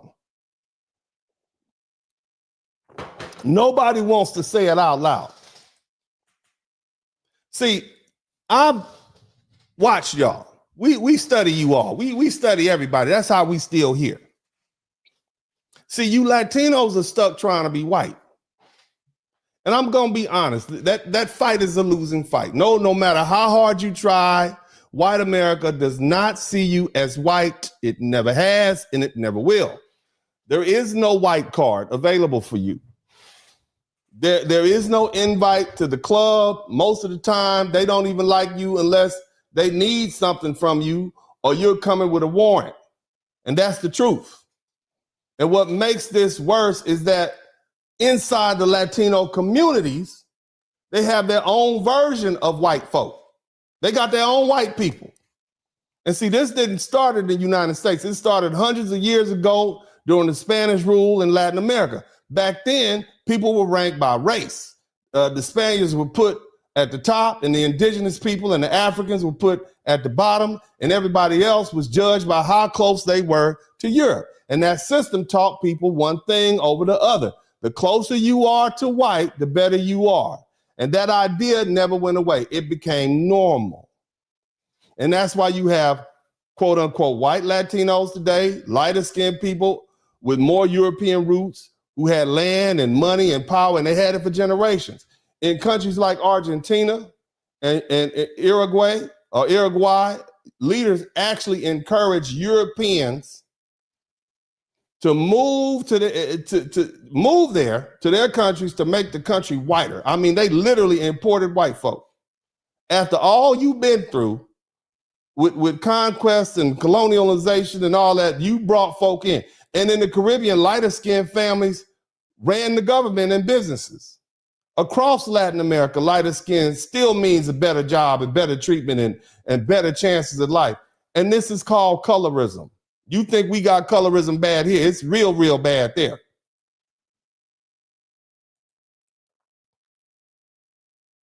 It's super bad.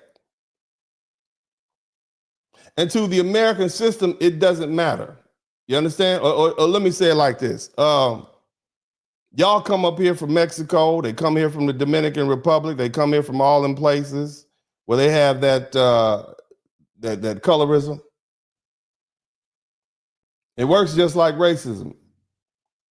That's why a lot of these people say, we don't have racism. You got something. And when they come up here to the United States, all those old labels disappear. See, Mexican, Salvadorian, Dominican, Colombian. Because see, to the American system, I mean, you might think you different, but to the American system up here in the USA, these white folk we got, you're just a Mexican. All of y'all are Mexican. That's how they feel. Even white Latinos, they learn this first. Accent, last name, skin color, they're gonna keep you outside. You heard what the white woman said. And that causes a lot of confusion about who you are and where you belong, I'm sure. You thought you were white, and then you came here, you were Mexican. They consider you the same, you look like the same dude that's cutting the grass. And see, that's where the problem shows up. Because see, on one side, you got brown, indigenous Latinos saying, we're oppressed, we're colonized, we need black and brown unity. But on the other side, you got white or almost white Latinos trying to move closer to power. And they distance themselves from black people. They support harsh law and order policies. They repeat anti-black ideas. And both of these things happen at the same time in the same neighborhoods and sometimes in the same families. And so that's why you got LULAC and their leadership saying we don't want to have nothing to do with them black people. And you got members of LULAC who are black as the blackest Negro in America. And see, this is what Black Americans notice. Every time Latino communities get hit hard by racism, brown people come to us talking about unity. But at the moment there's a little power, a little access, a little success, some of you all start acting like you're white, or at least better than us. And then you link up with power and help keep black people down. And that's not confusion, that's a pattern. And see, it gets worse when brown and indigenous Latinos start trying to please white Latinos. They think if they play along, you know, I can marry a light-skinned Latino, they'll get ahead. So when they finally get a little small step up, they turn around and start pushing down on black people in America too. And that's not unity. That's survival in a system built on rank. And let me be clear, that is not a black problem. That is not a foundational black American problem.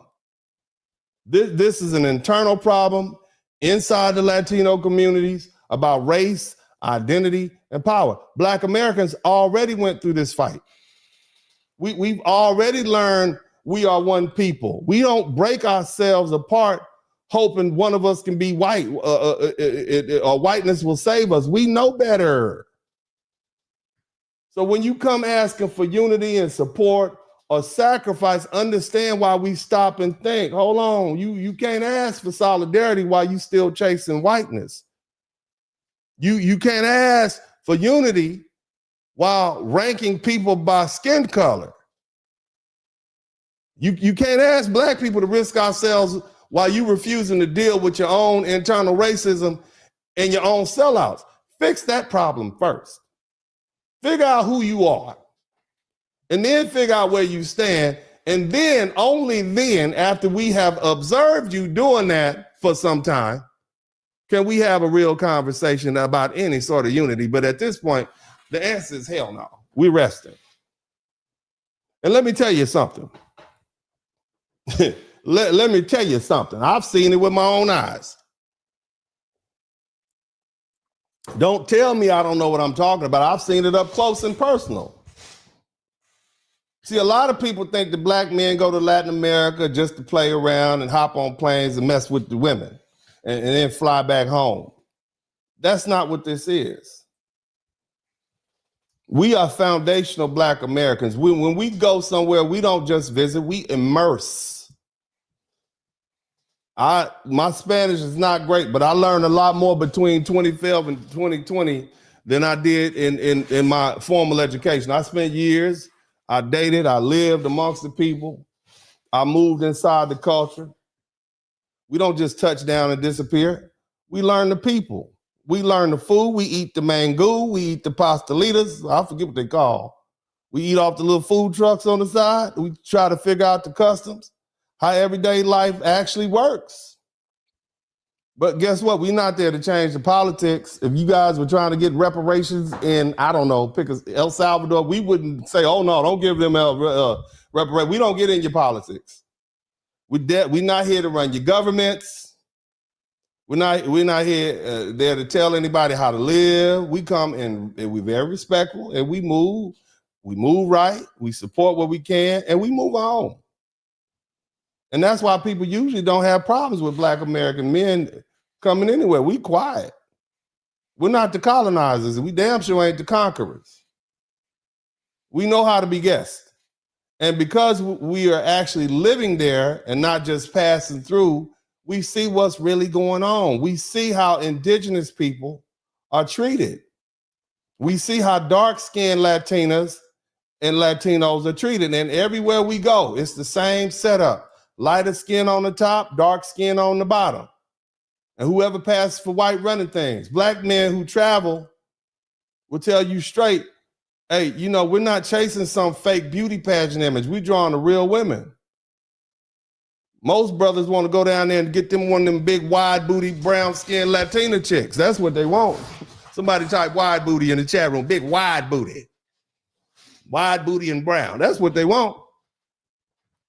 And if they can get it in the USA, they wouldn't go. They want a big, thick, wide booty Latina making them breakfast every morning and bringing them coffee. But while we're there, we watch and we see how race really works. So don't try to gaslight me. I know what I've seen. I've watched it in my own eyes, whether in the United States or overseas, the pattern stays the same. Brown and black people pushed down, whiteness rewarded. That's not a theory. That's lived experience. So shout out to the passport bros. Shout out to the global gentlemen. Shout out to the globe trotters. Because see, this isn't just a vacation. It's more than a trip. It's a cultural exchange. And once you've actually lived it, nobody can lie to you about what really goes on. Now let's get down to some real talk. And sometimes the brothers who actually travel will tell you straight up if you have a kind of conversation with you. When you look at who's selling that box and who's being sold and who's being pushed into prostitution, it's almost always the dark brown, light brown women, the indigenous women, and the African women of African descent. You don't see them light, bright, almost white Latinas standing on the corner. You don't see them strung out. You don't see them at the bottom of the socioeconomic ladder. It's the women from the lowest social racial classes. Most of the time, they're the black or the indigenous women. And I've seen it with my own eyes. So stop pretending.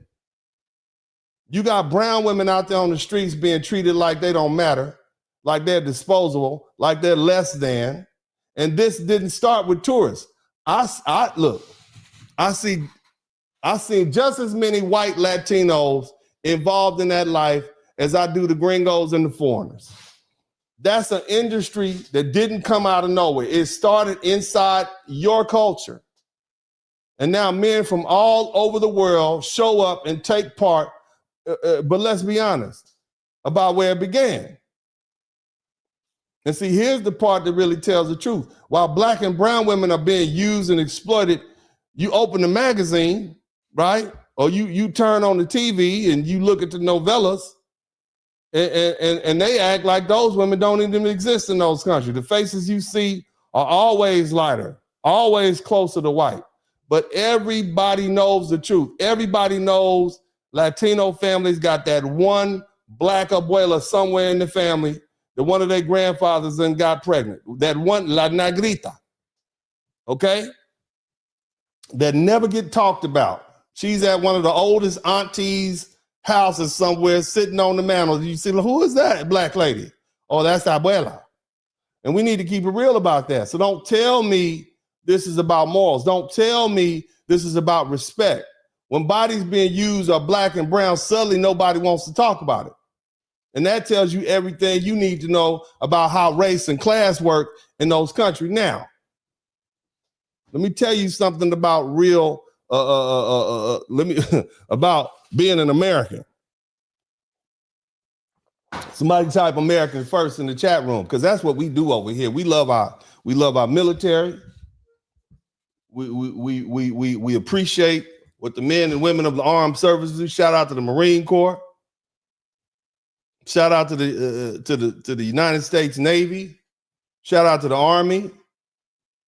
Shout out to all the men and women in the Air Force. Shout out to the Coast Guard and Space Patrol. Is that what they call them, the Space Force? We appreciate what you do.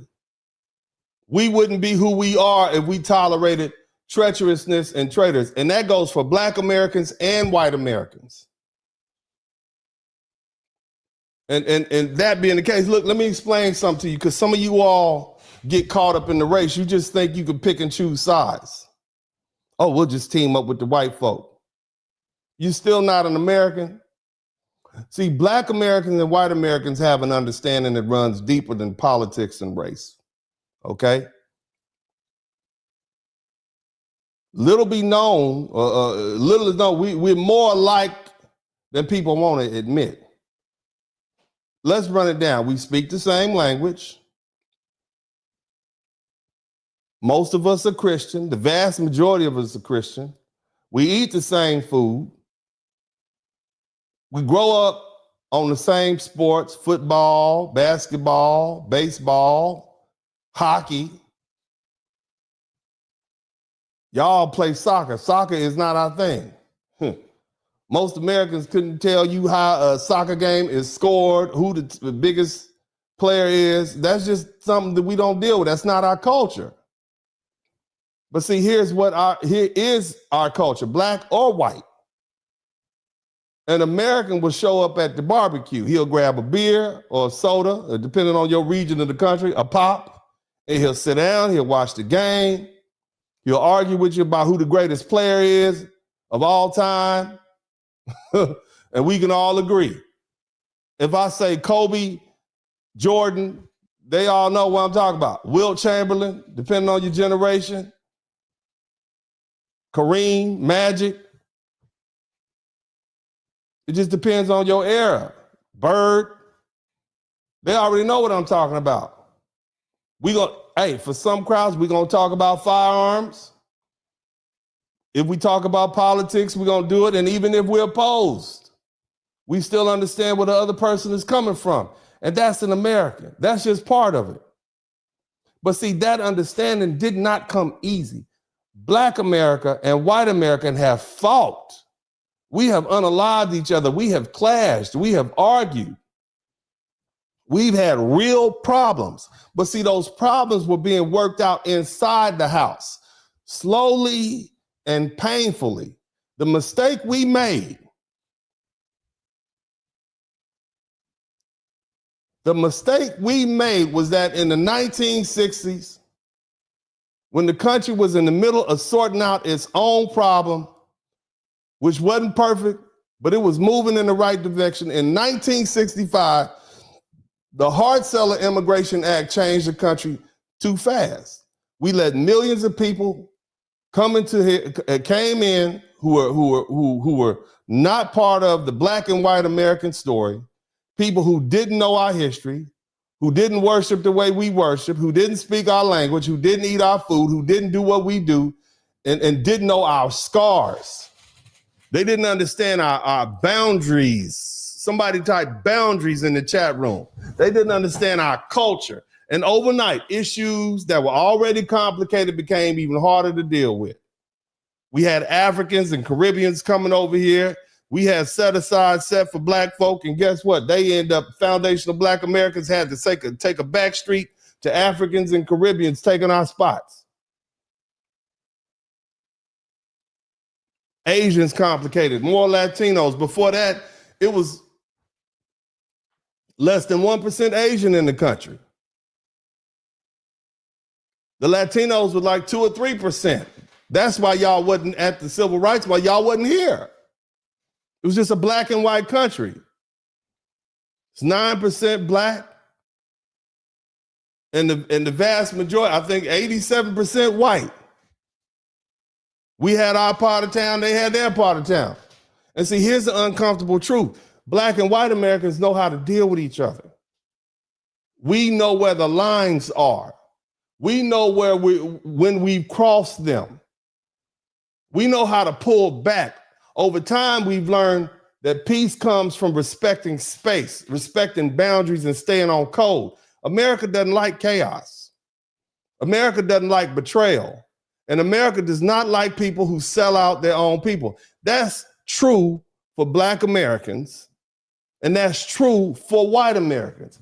And it's been true since this country started. So when people ask, why don't black people jump in, or why don't black people support this, understand what really happening. Americans pay attention to patterns, and once trust is broken, it doesn't come back easy. And history proves that over and over again. Americans, we don't deal with traitors like that, especially race traitors. Black Americans don't trust them. White Americans don't trust them. And once you earn that label, it's never going to go away. White Americans still talk about Benedict Arnold. 250 years later, his name is still synonymous with traitor. And that's how long this country remembers betrayal. Black Americans are the same way. If you sell out your people, you don't come back to the fold. We don't forget, we don't excuse it, and we will not even try to explain it away. That's an American value. So now ask yourself this. How do you think Americans, both black and white, are going to see the Latino communities when it's already known that a large number of ICE agents are Latinos, arresting and deporting their own people, kicking in doors, breaking up families, sending folk away? You think that's going to earn respect? Is that going to earn respect? Huh? You think that builds trust? That's the least American thing you can do. And see, here's the part nobody wants to say out loud. The white Americans you're trying to get close to, this doesn't make them respect you anymore either. It makes them watch you even closer. And if you turn on your own people who've done nothing to you, why would anybody believe you wouldn't turn on them, especially white folk, and they know what they've done to you? That's how Americans think, especially white folk. That's how this country works. And if you don't understand that, then you really don't understand America. Let me start with something I need y'all to understand. See, we know your history. I talked to you about, you saw the little video about the La Matanza, the massacre. It didn't happen in some faraway country. It happened in Texas. 1910, it got hot around 1915 to 1919. Texas Ranger, deputies, vigilantes, all of them terrorized Mexicans and Tejanos in the name of law and order. Oh, they were breaking the law.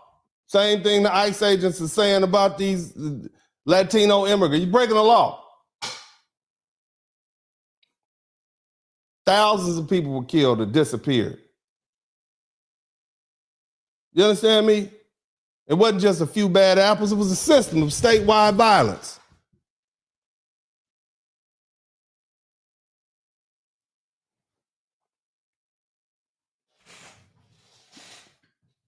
They had local there was this thing called the Porvenir Massacre on January 8, 28, 1918 in Presidio County, Texas.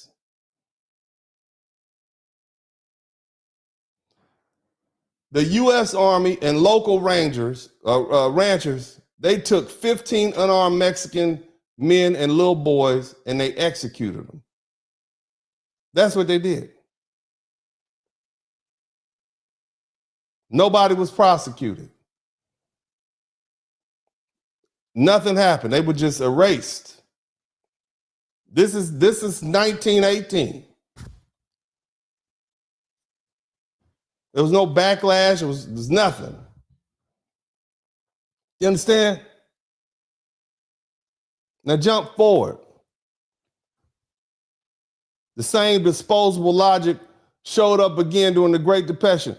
In what's known as the Mexican repatriation. This is 1929 to 1939. Some of y'all still might have relatives that were alive. You had Mexican nationals and Mexican Americans, I'm talking U.S. citizens and their kids. They were pressured, coerced, or forcibly removed and sent on the other line to Mexico.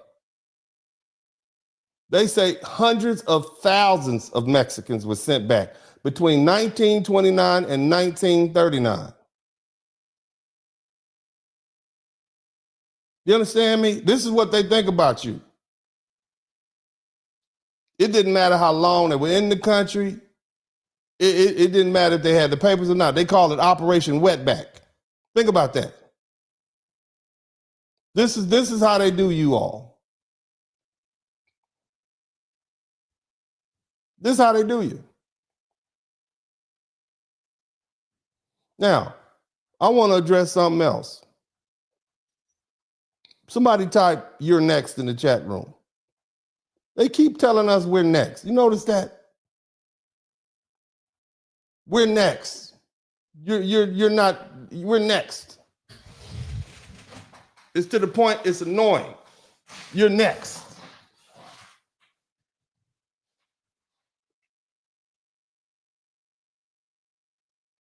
Keep saying that. We're next.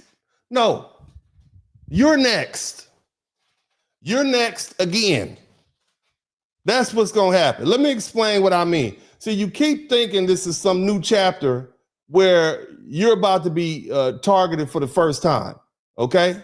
And that's not how it works. What's really happening is this. You're now, and you're going to be next again. And history's already ran this play, and it's done it more than once. Every time this country gets stressed out and angry or scared, it looks for people it already decided were expendable. And you all are expendable. The list has already included you. That's why you trying to work yourself closer to white folk. That's not going to save you. It actually makes you easier to remove when it comes time. See, this is how it works. When these folk want a scapegoat, they grab whoever's closest and easiest to isolate. That's why trying to climb into whiteness is a trap. It doesn't protect you. It just puts you closer to the door. So when they decide to boot your butt out of there, it's easy to kick you on through. They Sparta kick you straight out the door. And if anyone thinks I'm exaggerating, here's the proof. They deport military veterans, men who wore the uniform, men who served in foreign wars for America, men who bled for us, men who came back to America with trauma and injuries and records and problems. And then the system said thanks and still threw them out. You can look at the newspapers. You got ICE pulling service members and veterans and estimate thousands deported. And this is as recently as 2025 in Washington, D.C. Washington Post, they reported a Purple Heart recipient who served. He served time and he was paroled. He got deported anyway.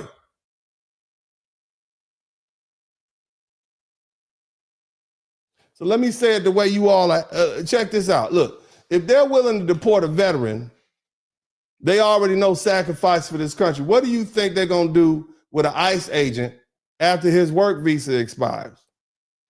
You really think that badge is a lifetime shield? Is that what you think? Right now, you just an entrusted enforcer. You're not an asset. In fact, you're a liability. You know too much. And liabilities get removed. And see, Black America, we already understand that. Earlier in the broadcast, remember when I said boundaries? Somebody type boundaries in the chat room. Because you're going to learn some more today. Boundaries. Some of y'all might have missed when I said boundaries. I put an extra B on it, boundaries. Like your granddaddy, boundaries. You understand me? What do I mean by this? I mean, our culture has taught us a long time ago that distance from white folk is survival. That's why we built our own things. That's why we have HBCUs. That's why we have our own Black churches. That's why we have our own Black barbershops and Black neighborhoods and Black music spaces and our own Black cultural events and our own Black music. Even now, we create our own enclaves. We didn't do that because we hate anybody. We did it because history has taught us that white folk get angry. They get frustrated, and hell, they get embarrassed. And it looks like, it looks for them, they're going to look for somebody else to blame. And that's when things get violent. Throughout American history, Black success has repeatedly triggered white rage. They call them riots. They call them race riots. But it's simpler. It's really white folk getting mad because Black folk are winning. And many Black men who were lynched weren't even criminals. They were business competitors. They were store owners. They were landowners. There was businessmen. Happened in Memphis, Tennessee, Tulsa, Oklahoma, Rosewood, Florida, Elaine, Arkansas. Every single one of these cases followed the same pattern. Black people made progress. Black people were demanding access for what we earned, and white people saw it. And the response was suppression, destruction, and violence. That's why we learn to keep our space. That's why we learn to protect our own institutions, and that's why we don't rush to sit right next to white folk. We know how quickly the mood changes. And let me add this part, because it really matters. The quiet part that often gets left out is this. Throughout all of these moments in history, Black people did not just lay down. We fought back. And that's the truth. There were hundreds of slave rebellions in this country. We resisted from day one. We resisted on the Middle Passage. We resisted We resisted when they brought us here in chains. We resisted generation after generation. That's the truth.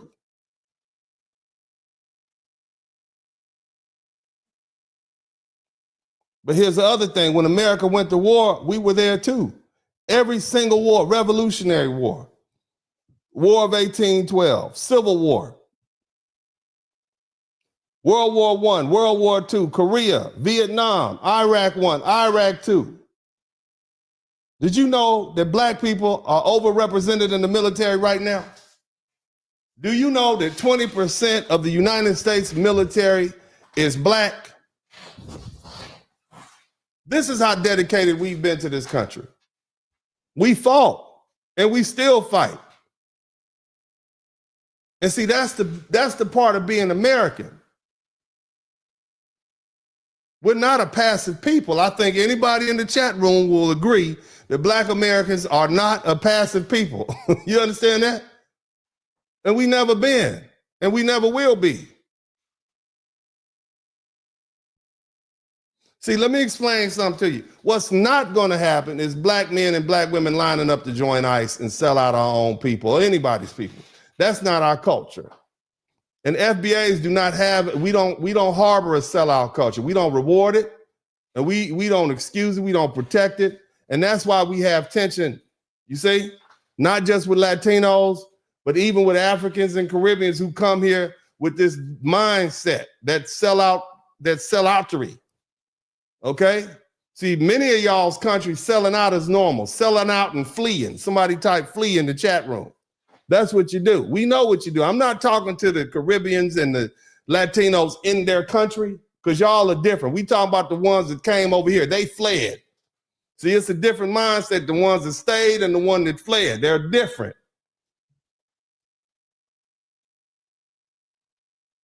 See? We don't, again, in America, black and white, we don't respect traitors. Now, as far as black folk, we've had a touchy relationship with America. Somebody type touchy. We may not be out here flying flags. We got our own national anthem. But don't get it twisted. We know the rules, see? Loyalty matters here. Boundaries matter. And what's understood doesn't always need to be said. And that's American culture. You on the other hand, y'all seem to think it's smart to pull your chair closer to white folks, knowing your history. Did you not hear what I said they did to you in Texas? You got an event called La Matanza. That's the massacre. The Porvenir. You understand? You know about Operation Wetback? You see how quickly loyalty disappears when politics shifts? See, that's the difference. Black Americans already learned that lesson. You still trying to test it. And that's why when you say we're next, the correct answer is this. You're not next, okay? We're not next. You're next again.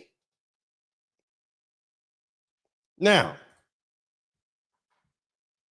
let me know when y'all tired of me. I got a couple of more things to say, and then I'm going to let y'all have y'all's evening, but I got a few more things to say, and then I'm going to go ahead and retire, okay?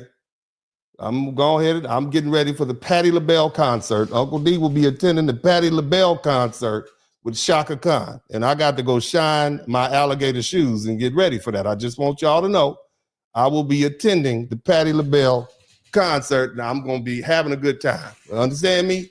Just so you know. So I can't be up all night fooling with you all, okay? You're going to get what you get, and we're going to get on. Somebody type Patti LaBelle in the chat room. I love Patti LaBelle. I love it. I'm going to be getting it. Yeah. Mm-hmm. But again, let me say this. And again, I'm not speaking for all black people because I don't want to, I don't want to make nobody mad. But I can say, generally speaking, we're resting. Is that fair to say? All the black people who will agree that we're resting, at least when it comes to this, we're resting. We're doing our line dances. We are, we learning some new skills. We're meditating, right? We going to church. We loving God. We loving on ourselves. We loving our children. But generally speaking, we're resting What we're not going to be doing is out there boxing and battling ICE. We're not going to do that. We're not going to be out there battling a bunch of banditos. And see, this didn't come out of nowhere. Black America didn't just wake up one day and decide to sit back. This is a result of watching choices being made over and over again. We watched how people voted. We watched you sign up and enforce these immigration policies. We watch you stay silent through all of it. And the message is clear. You don't give a damn.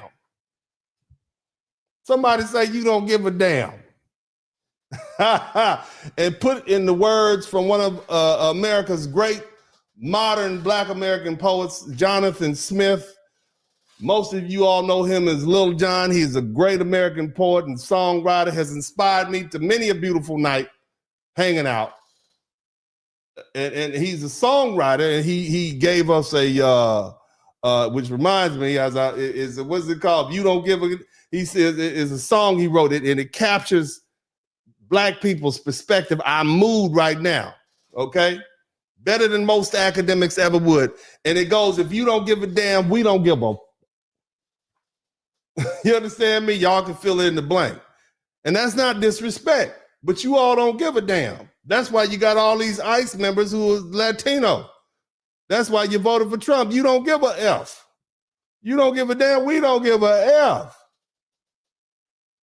You showed us who you stood with. This is what you voted for. Did y'all not see the video I played earlier? Let me play the video again. I got another one for y'all. Y'all make sure. Did y'all not see this? Hey, look at that.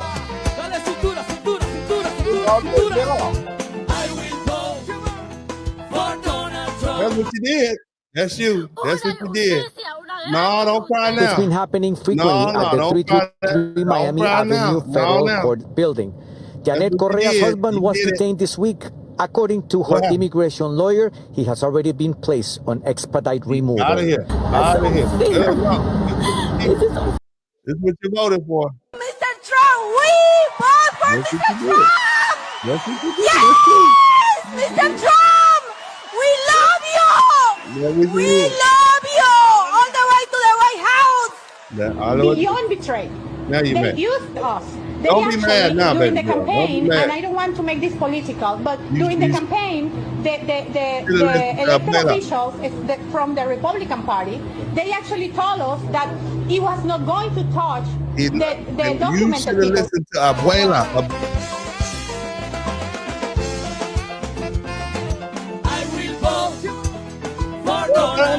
You should have listened to Abuela.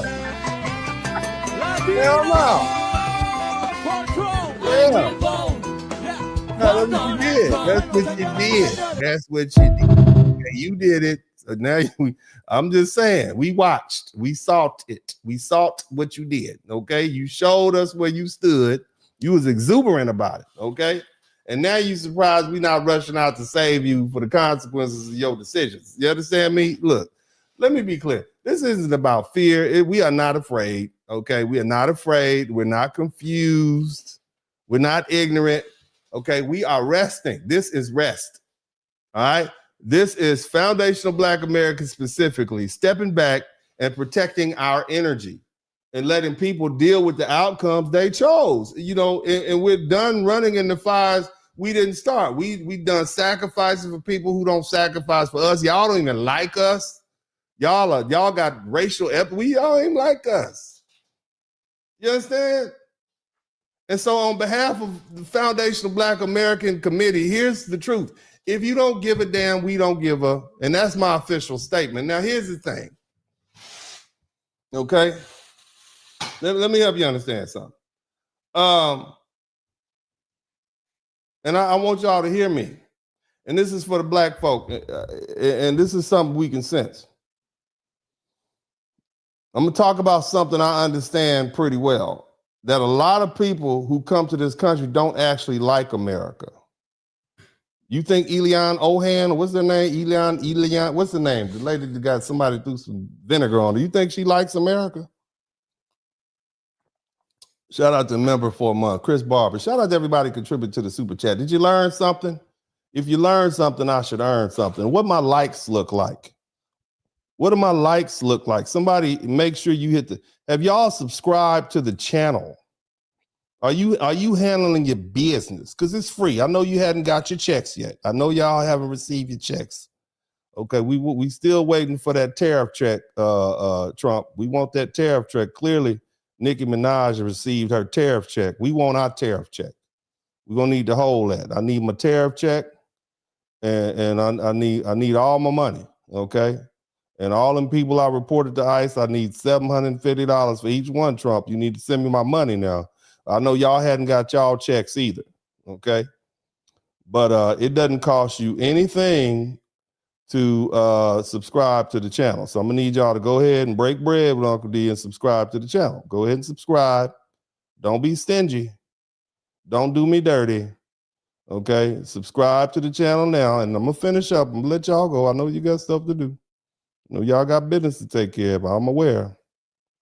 Okay, but y'all need to subscribe to the channel. We got 46,000 views total tonight. I guess, I don't know. YouTube is crazy. But I'm gonna need you all to hit that subscribe. But even if you don't like me, just hate me. Just subscribe and hate me. I'm cool with the hate. Is you know, if you're willing to stay up this late, you should know the next time that I go live. All right. So take some time and subscribe to the channel. Go ahead and do that now. Go ahead and do it right now. Subscribe to the channel right now, immediately. All right.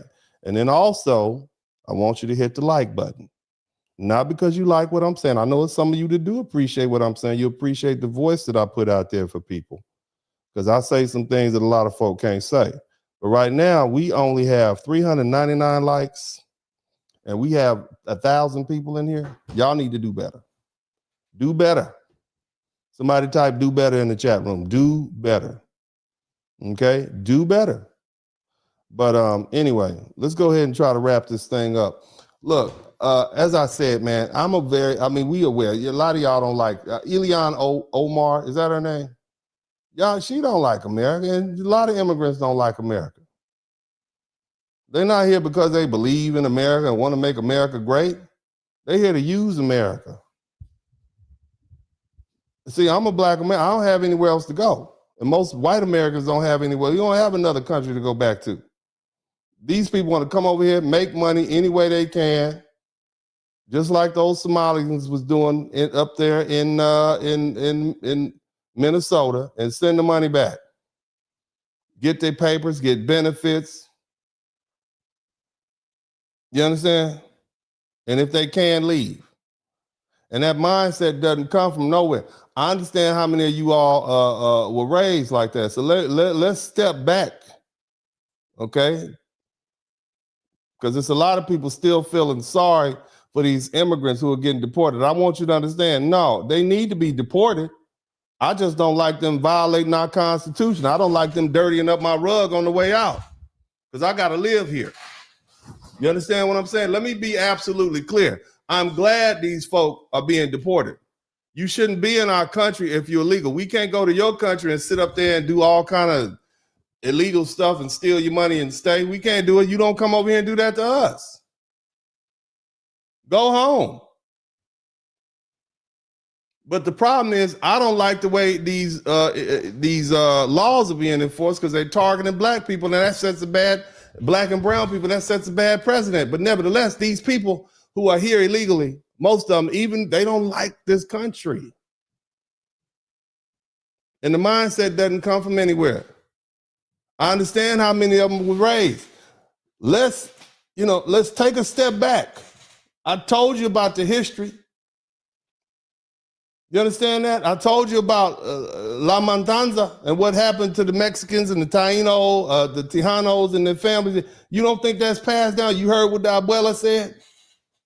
They talk about the history of how black people don't. You don't think they talk about their own history?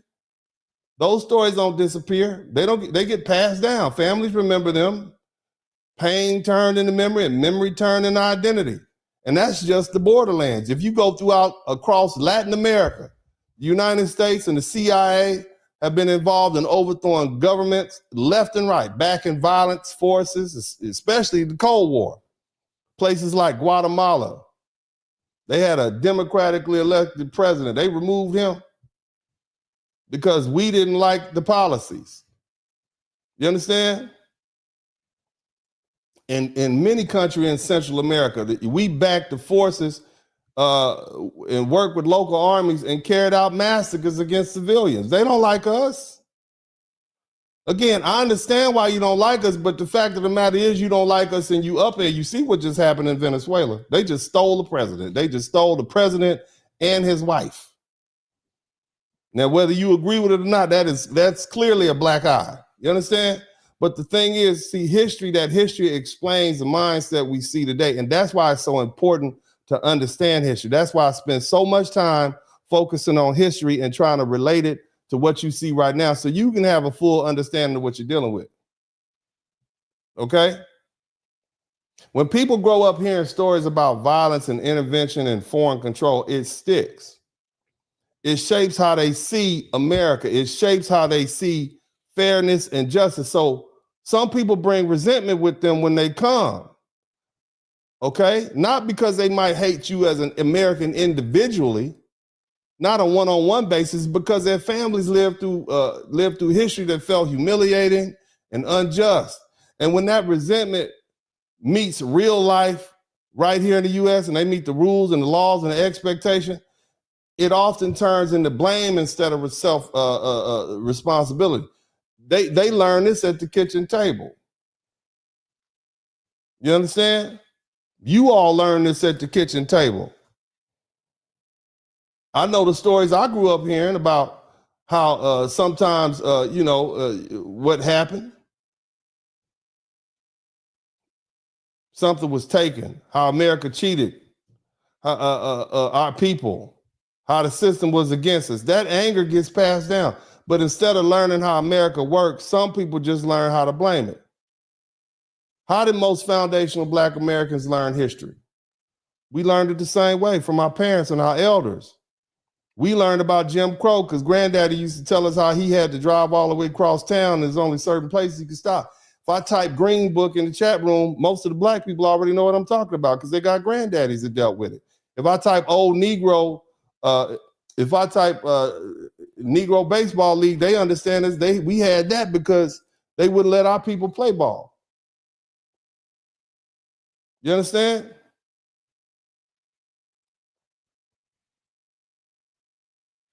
But see, here's the difference. We didn't use that as a reason to break the rules, okay? And that's why breaking the rules feels so easy.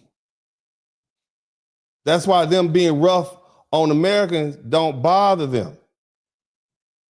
See, this isn't their home. It's a resource. You see the difference? They always feel like they have somewhere else they can go. You understand? Americans don't move like that. We argue, but we don't act like renters who hate the landlord. A lot of first generation kids grow up hearing all these terrible things about America and even while using everything it offers that's supposed to be for us. So when things don't go their way, it's never that they didn't prepare. It's never that they didn't have the proper discipline. It's never they didn't plan well enough. It's always the system is rigged against you. The system is racist. Or we never had a fair chance. Excuses, it replaces effort. And they compare themselves to others instead of asking whether or not they showed up. And they love comparing themselves to Black Americans. That's why so much animosity directed towards us. Because in their minds, they believe they're better than Black Americans, and that includes the Africans, the Caribbeans, the Latinos, the Asians, everybody always have a problem with us because when they see us shining and succeeding and doing well in this country, and they've been trained to believe that we're supposed to be a lesser people, and then they got to look up at us flying and shining and doing well, it makes them feel bad. Y'all just wasn't ready. Again, and when they fail, it's always somebody else's fault. It's not accountability, it's just resentment. And at the same time, they romanticize a country they barely know. They talk about how great their country was, how back home was just so wonderful. And they never even lived there as adults. They don't even know what it's like when the power goes out. They don't know what it's like. Your daughters aren't safe. The water stopped. The electricity bad. Don't let a hurricane hit. Nothing works. All they know is these stories. And all these stories sound better than their reality here. And then comes the land talk. America took the land. And I'm talking specifically to the Mexicans. America took our land. America, no, we won it in the war. We won it in the war, and I get it, and we still paid you $15 million, which is like, I don't know, $600 million, $700 million today. The Treaty of Guadalupe Hidalgo in 1848. And here's the cold part about it. If you did the history, Mexico didn't even have land that long. They had it like 18 years. Spain owned it before that for like 400 years. Mexico you just got the house, and you mad because I bought you out the house. And you got it, you took it from Spain. You understand?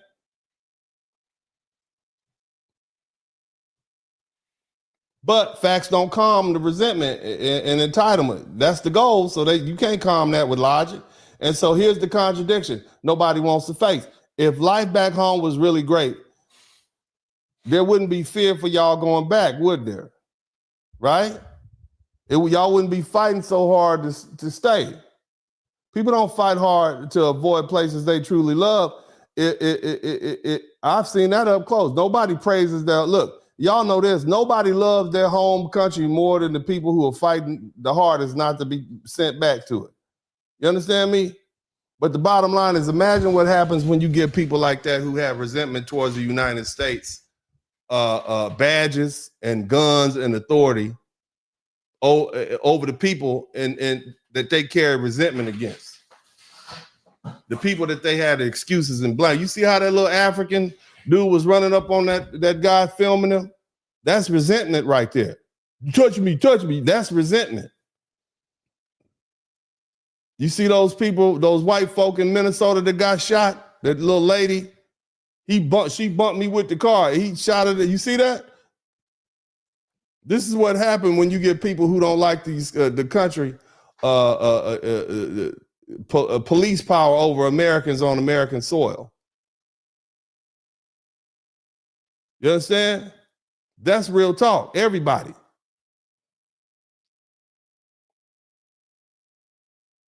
See, that's why we have force replacing patience and control replacing restraint.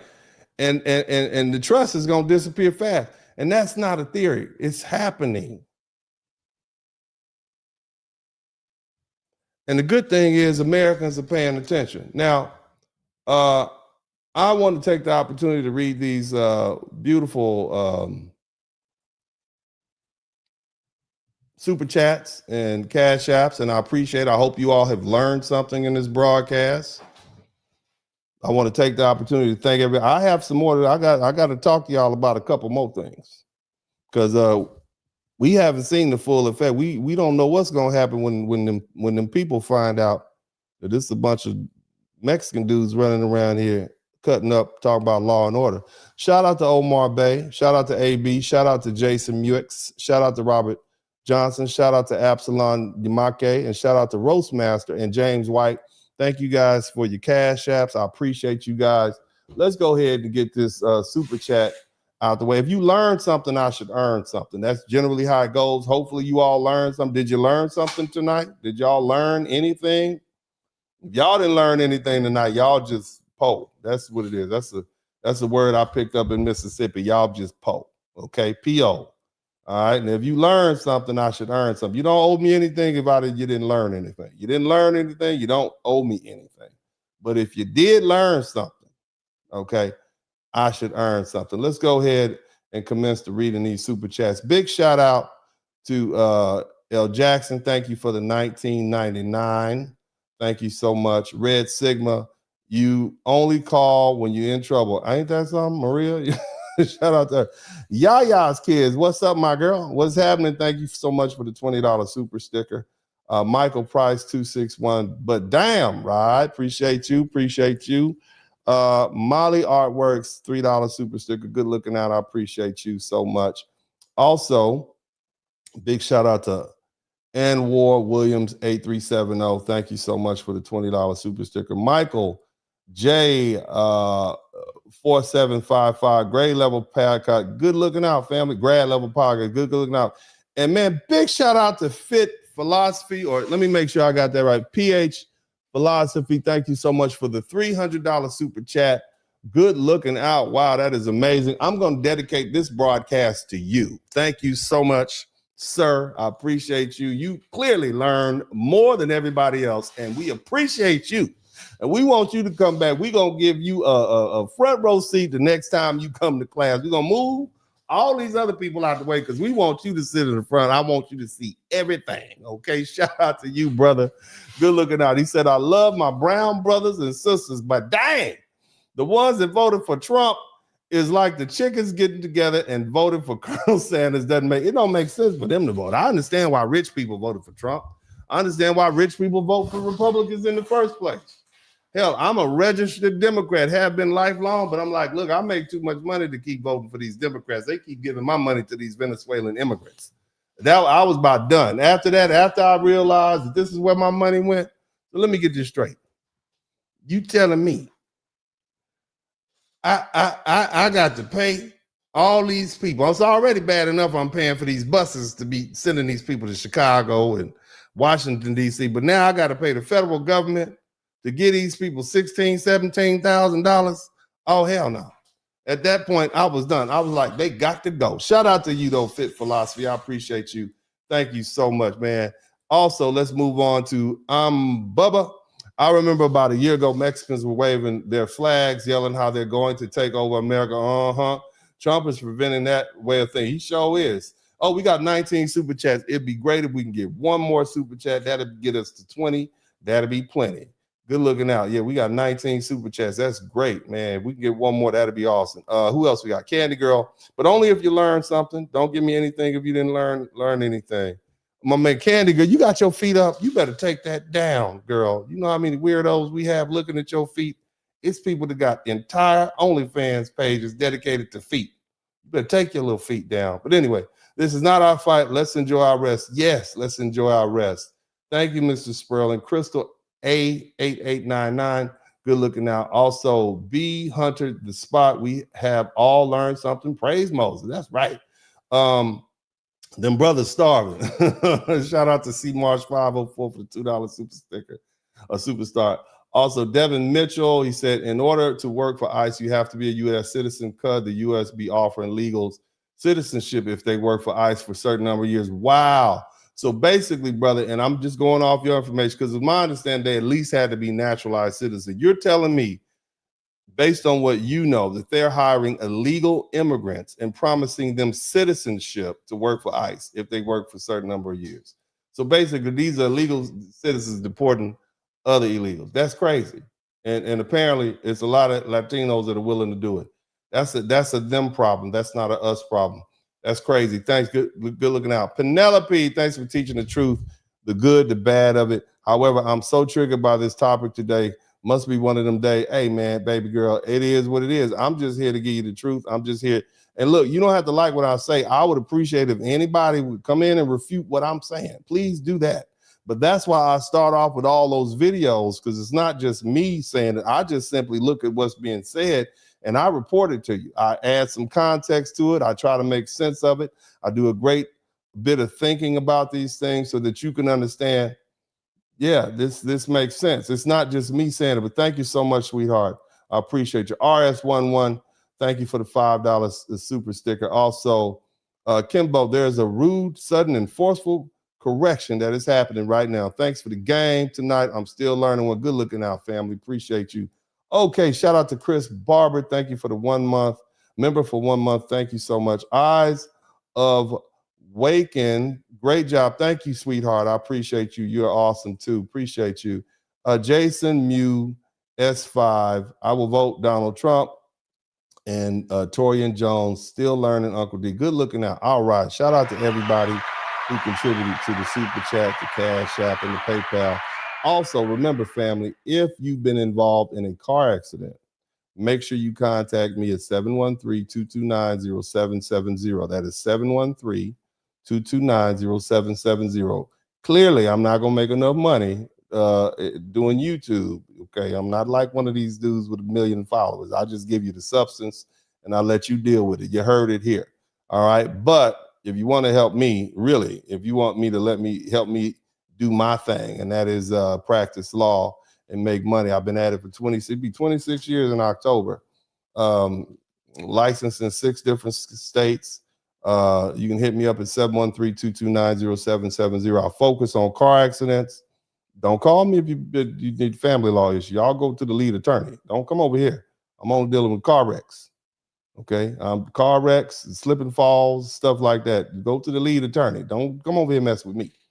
Okay, don't call my office at 713-229-0770 because your baby daddy hit you upside the head and you want a restraining order. That is not what I do. Okay, you grandma didn't leave a will. That ain't my problem. Get you somebody else. I'm not doing that. I'll call me if you on the freeway, you get hit from the back. I can help you with that. Okay, if somebody come on in and your neck and your back hurt, you walking outside, call me then. Call me right from the, come on, I'll talk, how you doing? Yeah, it's me. It's Dennis Spurling. It's you. Yeah, it's me. I have people call me. Like, is that you? It's you, Mr. I just saw your podcast live. I appreciate you. Baby, you on the side of the road right now in the ambulance. You don't need, just tell me what happened. Give me your phone number. My staff will call you tomorrow. You see what I'm saying? But anyway, man, yeah, I'm having entirely too much fun with this. This is too much fun. I'm having too much fun. All right. But anyway, I appreciate you guys, and make sure you hit me up at 713-229-0770 if you've been involved in a car accident. Have you all had a good time tonight? Have you learned something? Was this worthwhile? I know it's a bit long. We've been here almost 4 hours, and the truth is I only plan to go 2 hours, but sometimes I get a little carried away with my commentary. All right. Sometimes I need to let the videos play. I know I've been doing my best, but I've been cutting them off. Okay. Because some of the stuff I get a little excited. Okay. I get a little upset. But I think you all enjoy it. Okay. If you had a good time, if you learned a lot, even if I made you mad, then I make my point. That's the question. Are you able to refute any of the numerous videos and facts? That's what I want you to do. Because that's the most important thing. This is part of my legacy. All right. Did you learn something? If you learned something, type I learned something in the chat room. If you learned something, type I learned something. Some of you all can't spell very well. Just put L in the chat room. If you learn something, just put L. Or just put something. Okay. So we'll know that you learned something. All right, that's what I need you to do. The most important thing, subscribe to the channel. Why would you not subscribe to the channel? It's probably one of the most meritorious, substance-filled channels you get. And I come back every day with this stuff, you know? Sometimes it takes me weeks to develop these broadcasts. I'm not just going on talking. I'm actually giving you facts. Who else is going to give you historical? I'm going to give it to you. All right, so I need you all to tell me you learned something. If you learned something, let me know, because, see, I'll stop. You know, I will stop and I'd go somewhere. I'm gonna go golfing. That's what I'm gonna do. I'm like, people don't even like me. Shit, get out of here.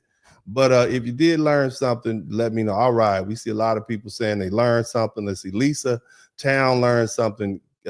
King Boy, William Lynch, Mr. Riley Doe 504, Pure Honey. Let me know you learned something. Let me rattle your name off. And where are you from? Where y'all from?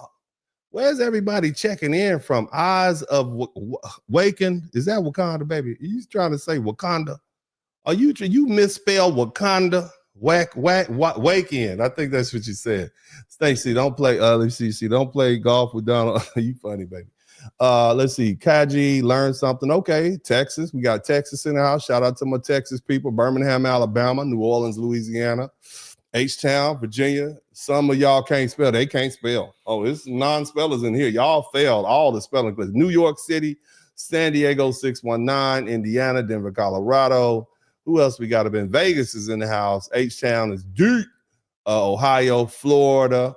Who's dealing with this weather? This weather is bad. Virginia, NYC, CTX, Detroit.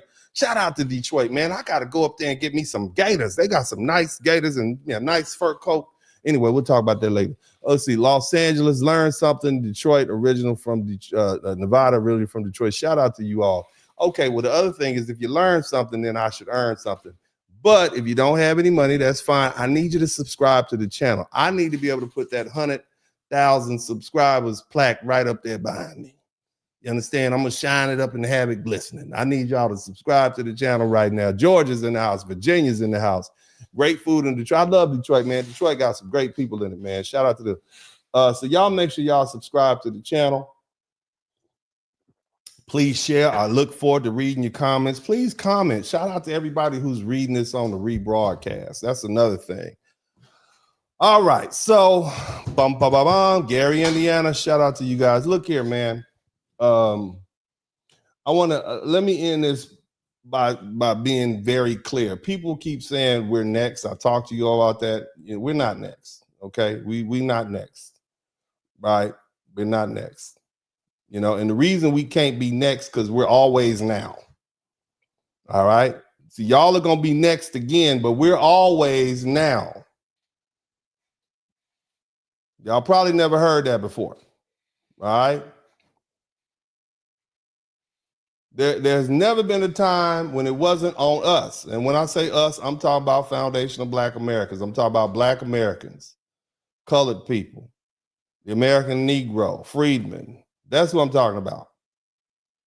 It's always us. There's never been a pause. There's never been a break. And while all of this is happening, all this going on right now, we're still dealing with real pain right now. Did you know at the end of 2025, a 43-year-old Black man named Keith Porter Jr., man was shot and killed by an ICE agent in Northridge, LA, in Los Angeles on December 31st, 2025. Did y'all know that? They had a vigil for him. I mean, this wasn't even a month ago. And people are still asking questions about what happened, and nobody knows. Just today, former Sheriff Deputy Sean Grayson, y'all remember that? They only gave him 20 years in prison. He killed Sonia Massey. You remember the 36-year-old Black woman? She had called 911 for help. She's up in Springfield, Illinois, and this is back in July 2024. And this off-duty, he was on duty at the time, Grayson. I mean, she was in her robe in her kitchen, and he said, take a pot and put it somewhere. She picked the pot up, and he pulled his gun down. It got real aggressive. And last thing I heard her saying was, oh, Jesus. She said something about, I rebuke you in Jesus' name. And he shot this Black woman in her kitchen. And they gave him 20 years. He was convicted of second-degree murder. You see what I'm saying? That's it. And they gave him the maximum sentence today, 20 years. That's it. So I want y'all to let that sink in. These are not old stories. This is now. Black men are not safe. Black women are not safe. What are y'all talking about? We're next. We're now. We're always now. So don't ever think Black Americans are asleep. Don't ever think we're not paying attention. We've been living with pressure, violence, and injustice our entire existence in this country. And what some of you all are experiencing right now is just a small taste of what we've dealt with for generations. And see, here's the difference. We've learned how to survive it. So even if we're next, the history says we often are, we're going to be all right. Because we've been here before, we know how to move, we know how to protect ourselves, and we know when to rest and when to stand and when to fight. This moment is not new to us, it's just new to you. And see, that's what brings us, that's what brings us that to something I think you all don't understand.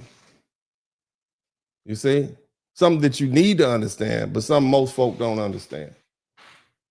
See, there's a difference between foundational Black American people and Black Caribbeans, Black Africans, Mexicans, Latinos, Asians, Arabs, the immigrants that came from Europe.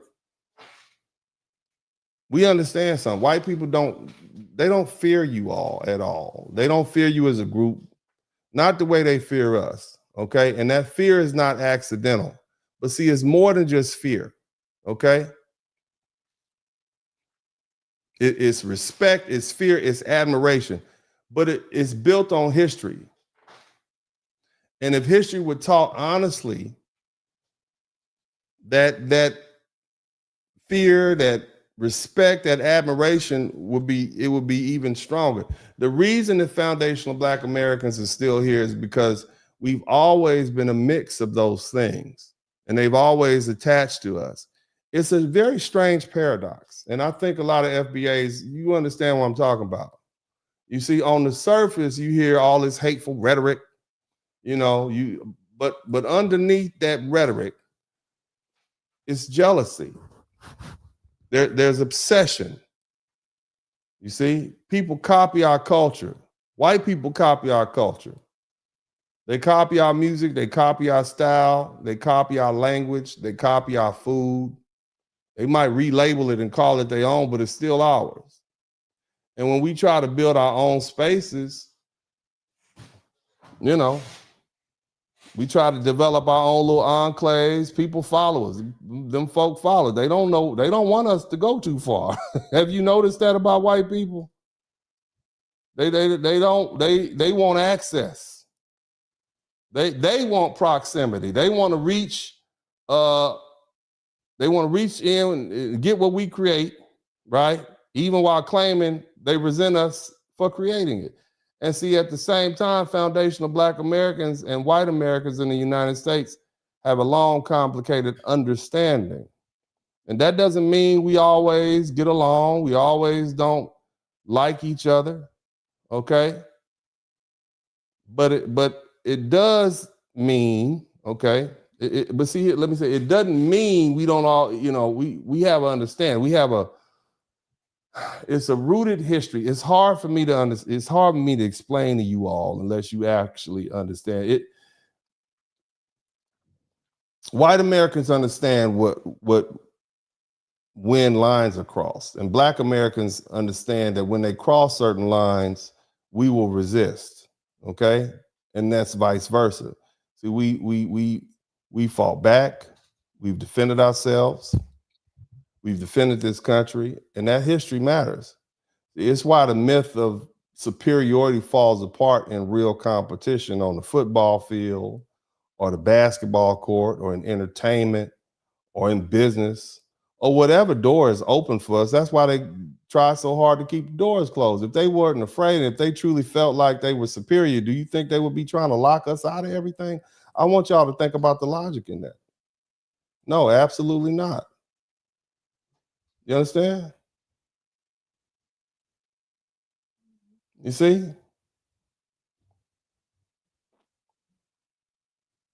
See, performance erases fantasy.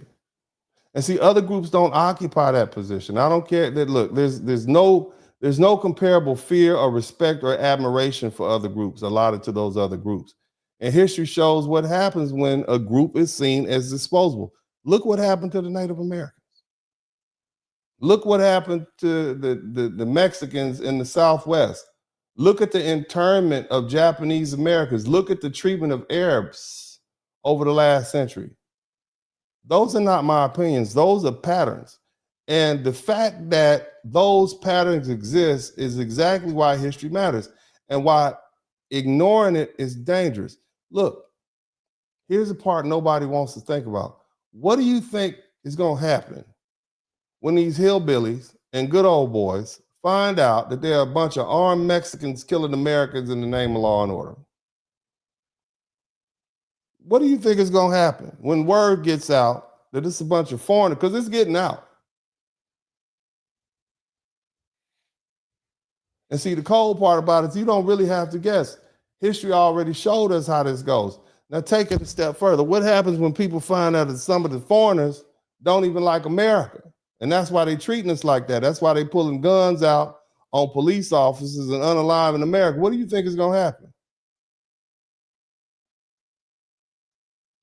That they see this country as something to use and not something to protect. Do you think there's going to be backlash from these Somalis? You find out they've been stealing all our money just to go home and they don't even like America? How do you think that's going to go over? And see, here's the thing. There's a group in this country that never forgets, and they never forgive, and they never take losses quietly.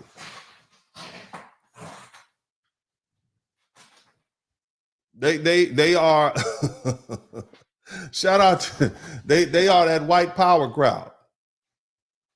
And history shows that when they feel embarrassed, when they feel threatened, or they feel outplayed, they are not going to sit back. They're going to hit back. And that's not an opinion, that's a pattern. I talked to you about Tulsa.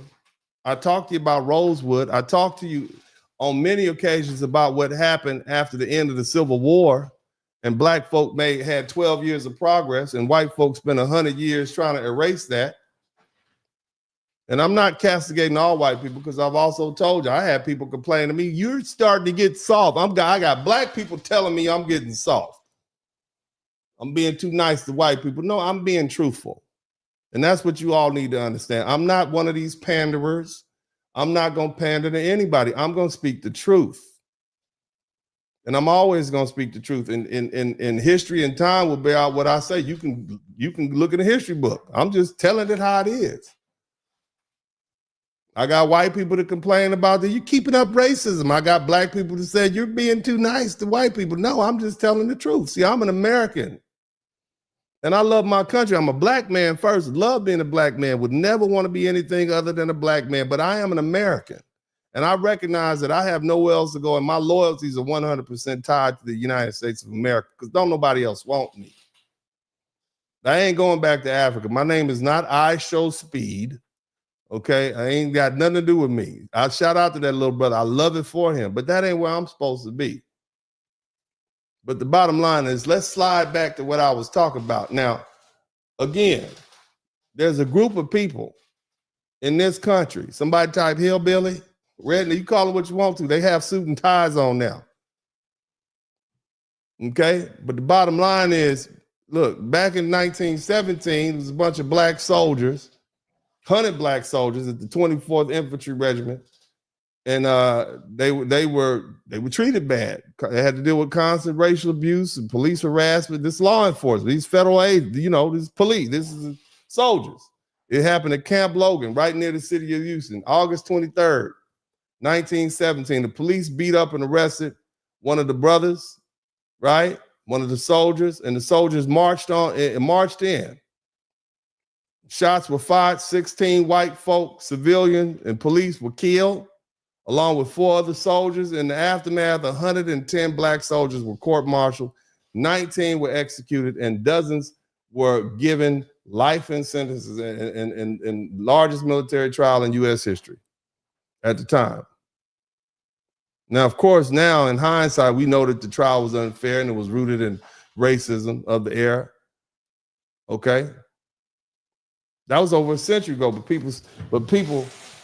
some people in America still carry that memory of that beating and that embarrassment and that humiliation. And they react today the same way. Look, I'm gonna tell you something. Certain white men, certain white women, we call them good old boys. That's the least of the worst that we can call them. We call them hillbillies. That's a racist crowd. Okay? You see? And when they get word of violence, especially violence they think was done by outsiders of people they have already have resentment towards, their instinct hasn't always been calm and rational. History shows that backlash doesn't stay in courtrooms in America. It doesn't stay in news reports. It hits people. It hits families. It hits neighborhoods. Every time white supremacy feels challenged or exposed, it looks for someone to blame. It doesn't care about details. It doesn't care about facts. It runs on anger and fear, and that's how mobs form. That's how innocent people get pulled in. You see? And that's how whole communities end up paying for actions of a few. So when violence happens and people start whispering, what was it, them? It won't matter who actually did it. The assumption will already be there, and once the story spreads, it doesn't stop on its own. That's why this moment is dangerous. So instead of asking if black people are next, the real question should be what happens next? Because history shows that backlash doesn't hit policy, it hits people. And let's say it plainly, the reason some of you you folk keep saying that black people are next is because misery loves company. You want us to feel the way you feel right now. You want us to be under the same pressure and fear that you under the same heat, but wishing suffering on us. That doesn't protect you. It just shows you don't understand how this country really works. And that misunderstanding always comes with consequences. And those consequences are afoot. I want to thank everybody for the time they spent with me this evening. I certainly appreciate you all. I thank you all so much for the time. I've had a great time. Shout out to all the black people, the white people, the Hispanic people. Shout out to all the white supremacists. Shout out to all the pro-blacks. Shout out to all the liberals, lesbians, lambdas, late nights, everybody, the drug users, the alcoholics. I appreciate everybody for being here tonight. Y'all make sure all y'all get together and hit the like button and show me your appreciation. Everybody can subscribe to my channel, okay? I appreciate each and every one of you. I've had a wonderful time. You know, man, look, thanks. God bless you all. Love you all. And as I always said this time, this is Uncle D, and I'm out.